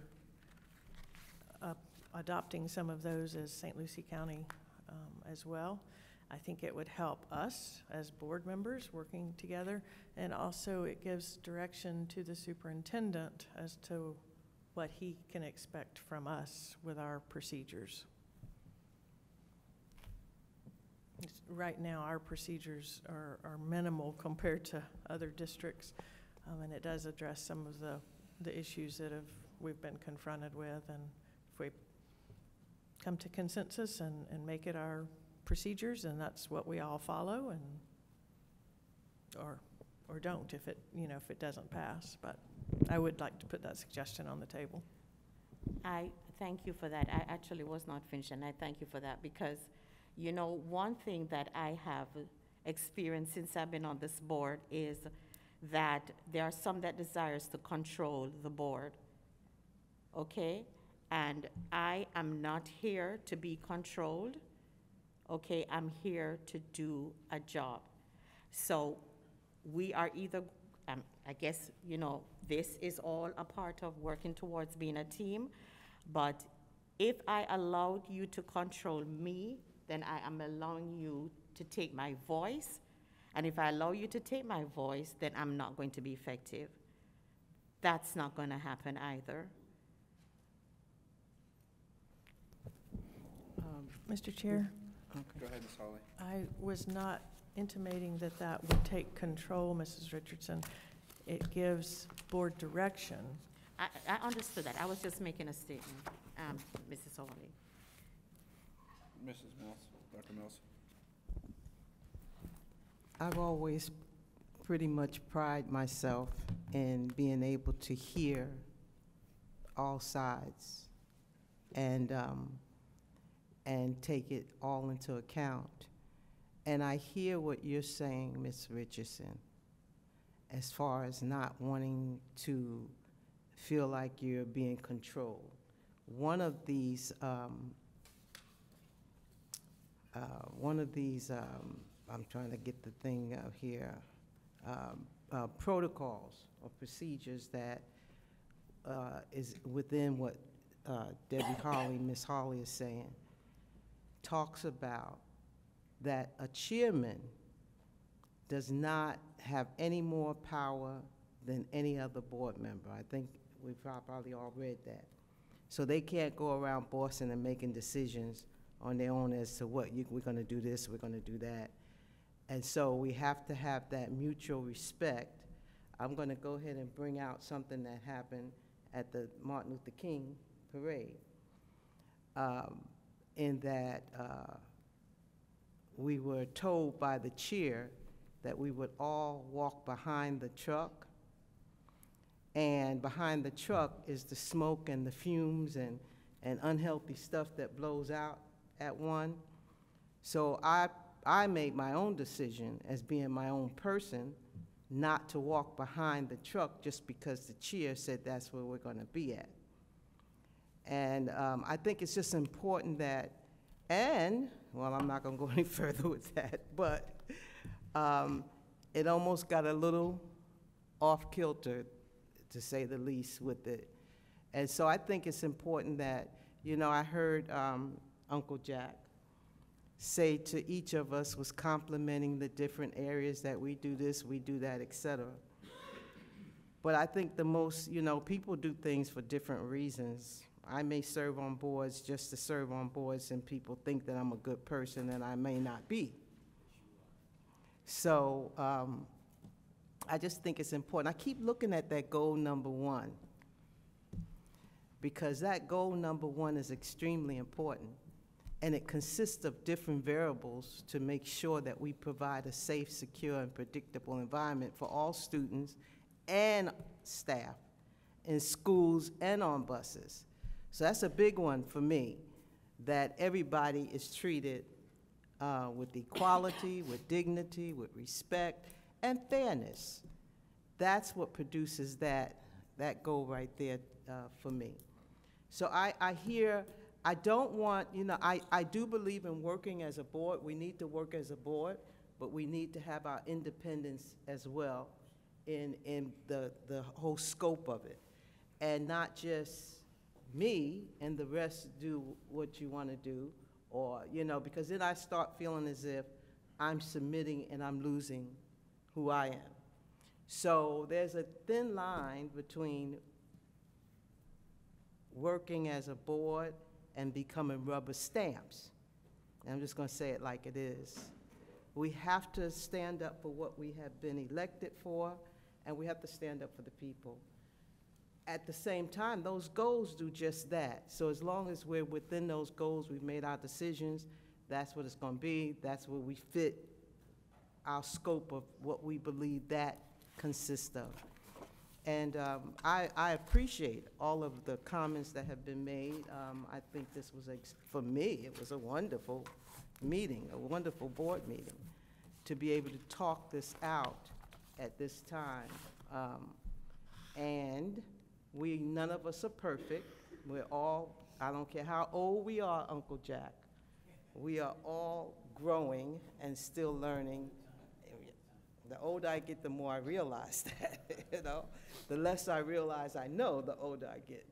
So I appreciate all of the comments and everything that's been said, but as I've always said, if we're gonna be a master board, we need to be real and true within ourselves so that we could truly be true for one another.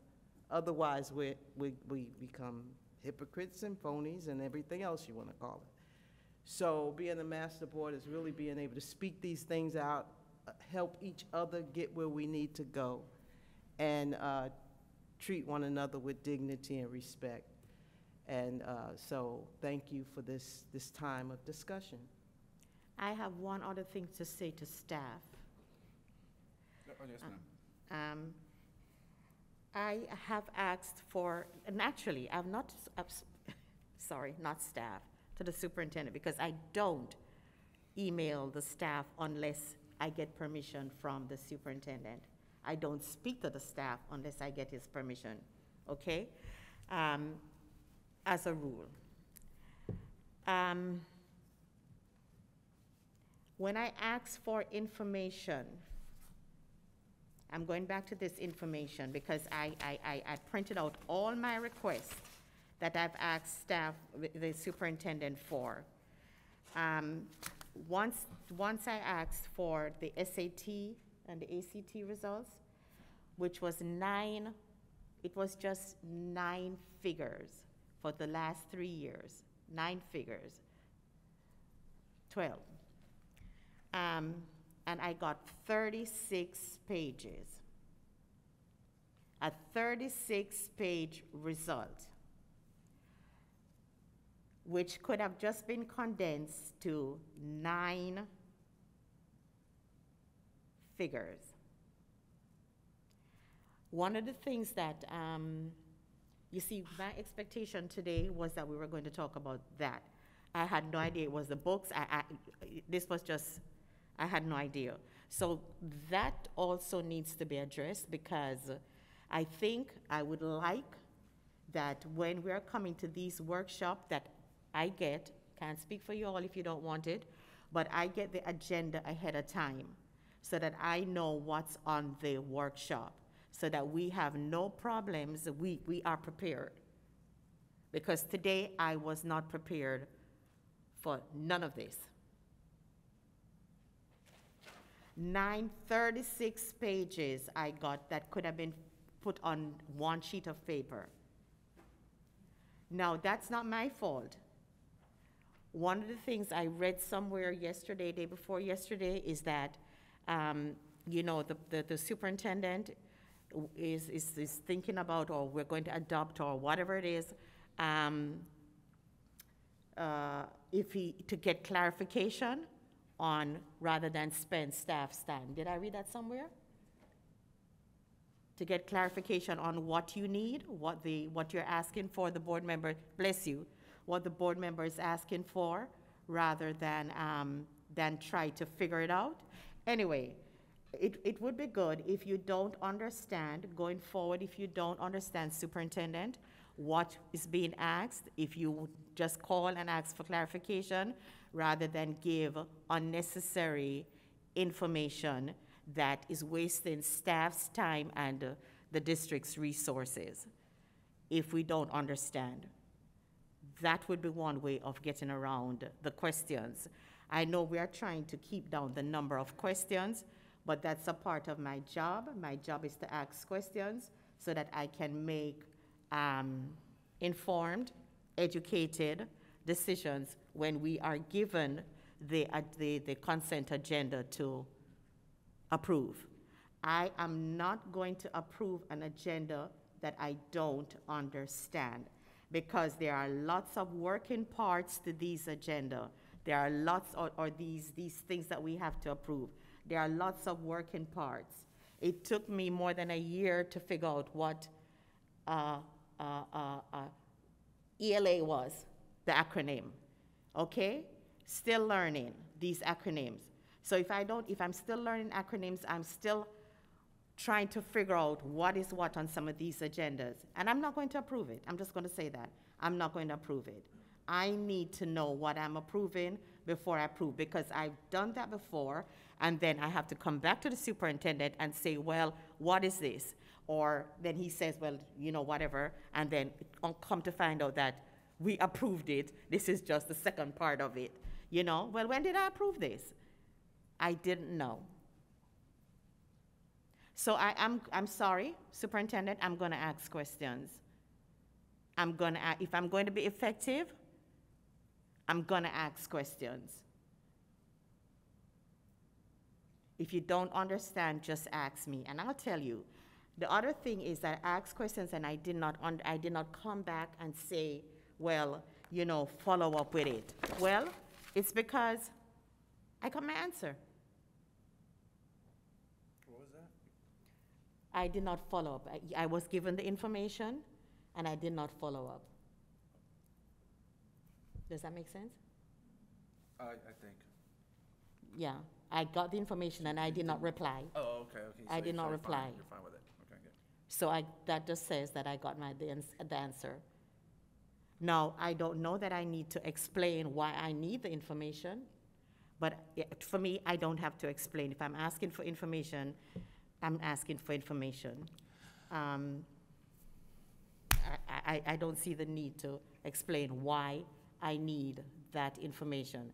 I'm just trying to be very transparent and open today, okay, because I know some of these things were on whatever it is I saw flying around yesterday or the day before. Okay, so the control thing is a very big thing to me, and I just want for us to understand that I'm not going to allow myself to be controlled by anybody or a system or a district, because I work for our community. On our organizational chart, it says our community. Then the board, I answer to our community. And under that comes the attorney and the superintendent under the board. So I answer to my community. That's the only person I answer to. I think the superintendent had something to say. No, I mean, I'm always open and transparent, and I want to be able to provide the board members, independent, information of the questions they have. But, at what point is, and I just gave you one example. I just gave you one example that had about 11 different questions on it. And I'm just talking about when Mrs. Richardson talks about she represents her community, those community members are taxpayers. And those taxpayers, when I'm talking days to compile information, okay, we're paying people to pull them away from their core mission of teaching and learning, okay, to answer a question, does the district recycle paper? If so, how? Okay? I get that, and that may be a legitimate question, but when it's one of 15 others, and this one email pulled probably 7 different departments. 7 different departments. And when you also talk about staff members, Mrs. Richardson, we're also talking about principals. In fact, everybody in this district ultimately works for me. Okay, they report to the superintendent. That means principals in schools that you're visiting without pre-notice, questions you're asking principals about the maintenance, things that they would like to see done at their school, which get repeated to me. These are inappropriate things that board members should not be engaged with regards to the day-to-day maintenance and facilities management of the school, because every time somebody asks me, like you, to pull people off other jobs to go paint a wall, that is not an individual board member's responsibility. And that's when I get back to, I need some direction from the board, because all of these questions, and Mrs. Richardson, I'm not saying I'm trying to take your power, okay, or your voice. I'm simply saying there reaches a tipping point with regards to your constituents. I mean, what are your constituents' priorities? Is that being a good steward of taxpayer dollars? Is it teaching and learning and safety of our kids? Because ultimately that's the mission of our school district, and that's what we're trying to get accomplished. So I'm just saying, this has reached a point with me that I've got to be able to do my job. And I need some direction from the board on these issues, and maybe we do need to have a retreat and have some open conversations in a private setting where we do adjust some of our norms, or we do have some suggestions with regards to relationships and also how we're going to deal with each other. Because I think, my job is to serve the board. I consider you part of the same body. You are 5 individuals, but you're a collective, okay? And I needed to bring some things to the attention of the board, because I don't think you were aware of some of the things that are happening. And I need to be very transparent and public about it.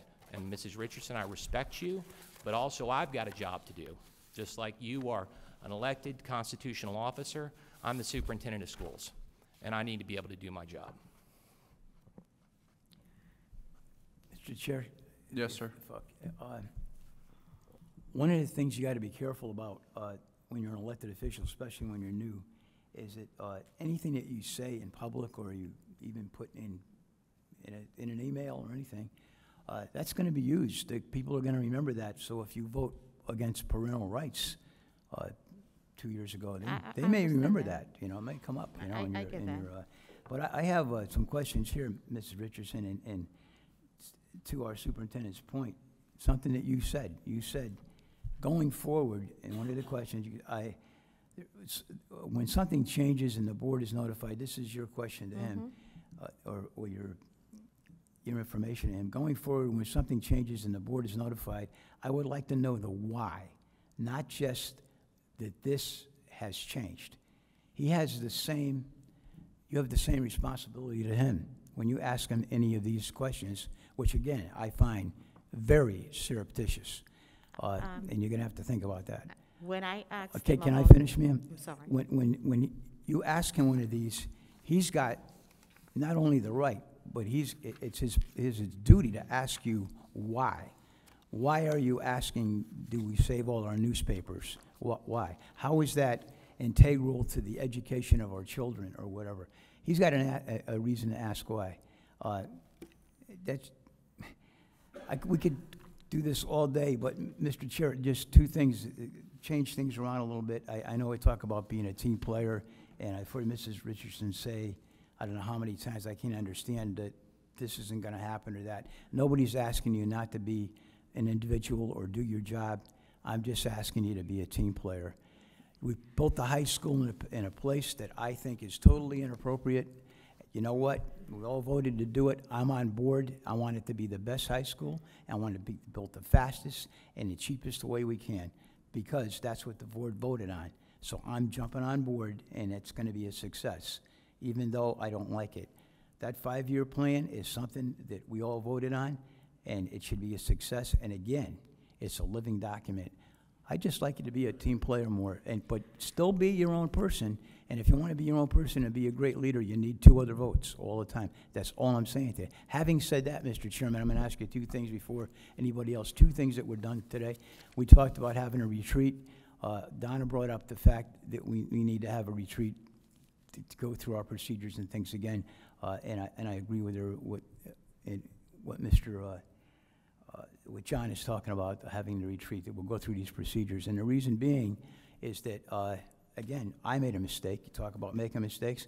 I wanted to make a motion, because anytime, as far as I'm concerned, all the boards I've been on, anytime, Molly, we talked about this, anytime the 5 of us meet together in public, you can make a motion. That's all the other boards I was on. Not so here. That's not our policy and procedures here. I was incorrect. I apologize. And there's a reason for it. There's a good reason. And the reason is what... Hold on a second, Mr. Kelly. Can you say that again? Apologize to me again? Excuse me? I apologize. Apologize again. I like to hear that. You were right. I'm expecting a few from you, though, too. Anyhow, Mrs. Holly is correct, though. You need, on certain things, you need to have the public has to be notified. They have to get their chance to speak at things. This is true. So one thing we need to do is to get these procedures down again, which I think we need to do. And one thing that Mrs. Richardson did bring up that is near and dear to my heart is the thing with public to be heard. We talked, I don't remember talking about at any of our meetings about, this is getting to be a long meeting, any of our meetings talking about who's on air on TV and who isn't on TV. But we did talk about the time periods, 3 minutes, 5 minutes, which I think gives more people time to talk. That's got to be done in a retreat. I think those 2 things could be done in a retreat, and all we need, not a motion, but just a consensus here, which I think we have, to have a retreat. And I think Molly needs to be at it, and I think maybe the lady from the state, from the board, to chair that, And I'm just bringing that up, that we could do that. And just one correction. When we did bring this up about, Mrs. Richardson, when you talked about, you called 30 different districts about how they do public to be heard, remember? And Yes. you said that you called them all, and they don't have scheduled speakers.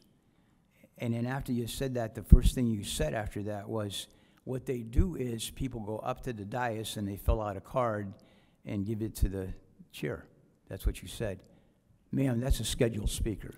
I'm That- sorry. yeah, I'm that- sorry, That is a Mr. scheduled Kelly. speaker. So Um, they all do scheduled speakers, and No, I no, no, checked no, with 7 no. different agencies, and Oh, okay. It- No, it's no, a scheduled I'm workshop talking that about way. scheduled speakers when they have to sign up 7 days ahead of time. yeah, but they do, at all those districts, But they that's, do, that's, they we do have, fill out a card. we yeah. have scheduled and unscheduled speakers. Whether or not, Yep, you yep, are right yep. about who we should have on TV and who we shouldn't, so. Mr. Kelly, That's we're something that has fine to be here. discussed. We're fine. That, we'll workshop that. Dr. Mills, you were right on one thing, but the other thing is, it wasn't the Martin Luther King parade. We had a truck instead. It was the Christmas parade. You're fine. I just had some fun. That's good. Not walking behind a I, truck. I do need to bring this back into some type of protection here. We will have a board workshop. We'll get with Molly and Ms. Shattuck, sorry, Dr. Prince, and we'll get with April, and we'll go over other people's protocols. Thank you, Ms. Shattuck, for providing those to us and letting me look at those and being able to disperse them to the other board members. But we still do have a little issue. And if I were in charge, which I'm not, I would probably do things a little bit different with some of our relationships. When Mrs. Richardson and Mr. Superintendent, you guys meet, I would probably have someone else in the room just to make sure we're all hearing it and everything's being communicated appropriately. Mrs. Richardson, you could be right. From the 23rd, once you talk to Ms. Shattuck about his contract, if you might have contacted the superintendent and let him know that the way that you felt, I'm not sure if you did that or didn't do that, we probably wouldn't be having these discussions. The reality of it is whether you're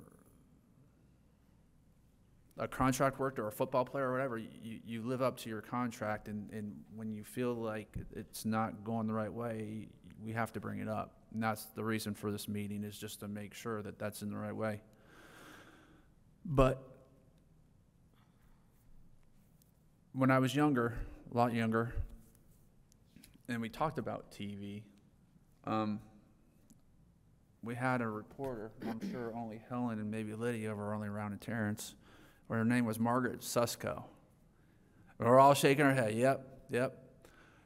I say a few words, and it goes off way out, and it's the headlines of the newspaper.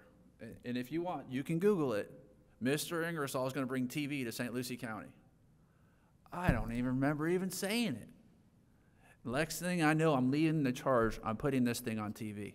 Am I right? And I was just like, and the superintendent says, what makes you think you got the right to do that? I don't have any right, sir, at all. I apologize. I don't know how it happened. But it got the discussion started, and that's how we ended up with rules and policy. And we talked about it. We worked it out as a board. At first, I didn't think we'd ever do it. I really didn't care. I don't want to be on TV. This face doesn't look good on TV. So it was just like, but as a board, we accomplished that. There are some other things that when I got on the board, I was a little concerned about. When you see how many people bid on jobs, that was because I was concerned on, hey, we're seeing the same contracts getting approved. So they tell you how many people got bid, how many people went out. We see their evaluations. You won't see it in other districts. You'll see the financial, how much is spent and from what line item. That was always a concern. So your concerns can get heard, massaged, and worked out so that the superintendent can make sure that you feel comfortable in the way you vote. Another thing that when I was younger, I had Dr. McGinn meeting with me. I was appointed a special person so that my questions could be answered without using superintendent time, without using staff time, because some of these questions could have been answered with a simple click of a few buttons, with you being able to sit down and talk to somebody. I don't know how you two are going to work this out, but Mrs. Richardson and Superintendent, I hope that you guys can work this out. in a manner that, that'll be productive so that the school district can move forward and that, you know, and the superintendent did say something, you know, Dr. Perry used to chaperone me around the schools when I first got elected a couple of times. And then eventually I was allowed to go on my own.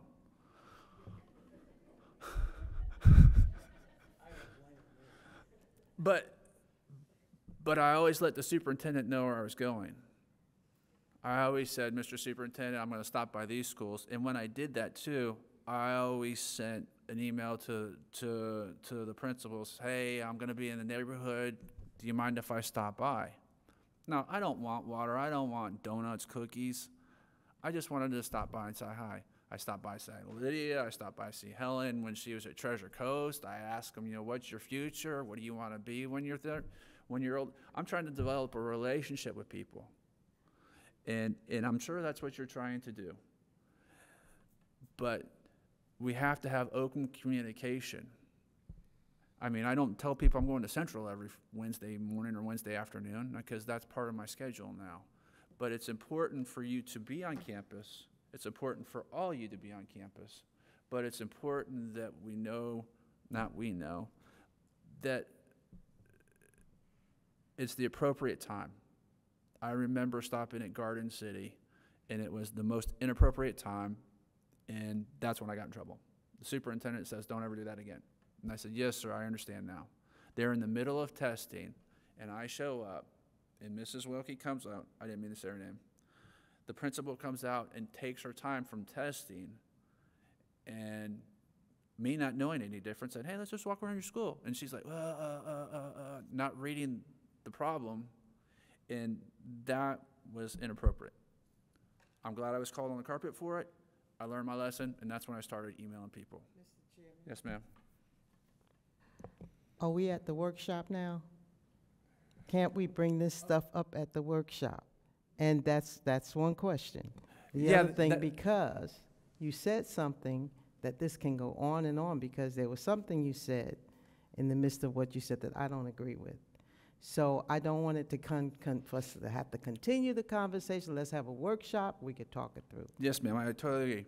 But somehow, the retreat, somehow the superintendent retreat. and Mrs. Richardson need to come in, and I was just saying, those were the reasons why I had to do some of the things that I did. And you know, yes, we can retreat this, but, Retreat. you know, staff time is important, and we need to guard it. Okay? Anything else? Smart, intelligent people, they can work it out. Yes, sir. Can I just ask, though, because I asked before, it's not a motion, brought it up, can we get a consensus to have a retreat and talk about the two items that maybe more, that I talked about, just a consensus, and maybe after April, because we got a lot on our books until April with either with the books and everything else, maybe after April? John? I can reach out to the FSBA and see if April, what's her last name? I can't remember, but see if they have someone available and propose some dates. The challenge of March is we've got a lot of folks out of town, and I just want to make sure. I'll see what the availability is, and then I'll work through Chris to maybe send the board dates that maybe we can settle on a date that she also has availability, and then we'll work through this at a board retreat if that serves the board. Yeah, let's try to do it in April, not after April. Is that End of good? April, maybe, after the books. Yes. Oh, sure thing. We After have the books. we have a Okay, consensus. and I'd also like to add, but maybe we will do that in lieu of the April workshop, because that is going to be right before testing really ramps up. So, you know, I'm not going to have, I don't anticipate having something to workshop with the board right before testing, because we're really going to be all focused on that, because that's coming up right around the corner. That's going to start in literally April and May.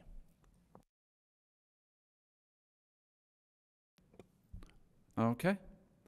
That concludes it. Thank you so much.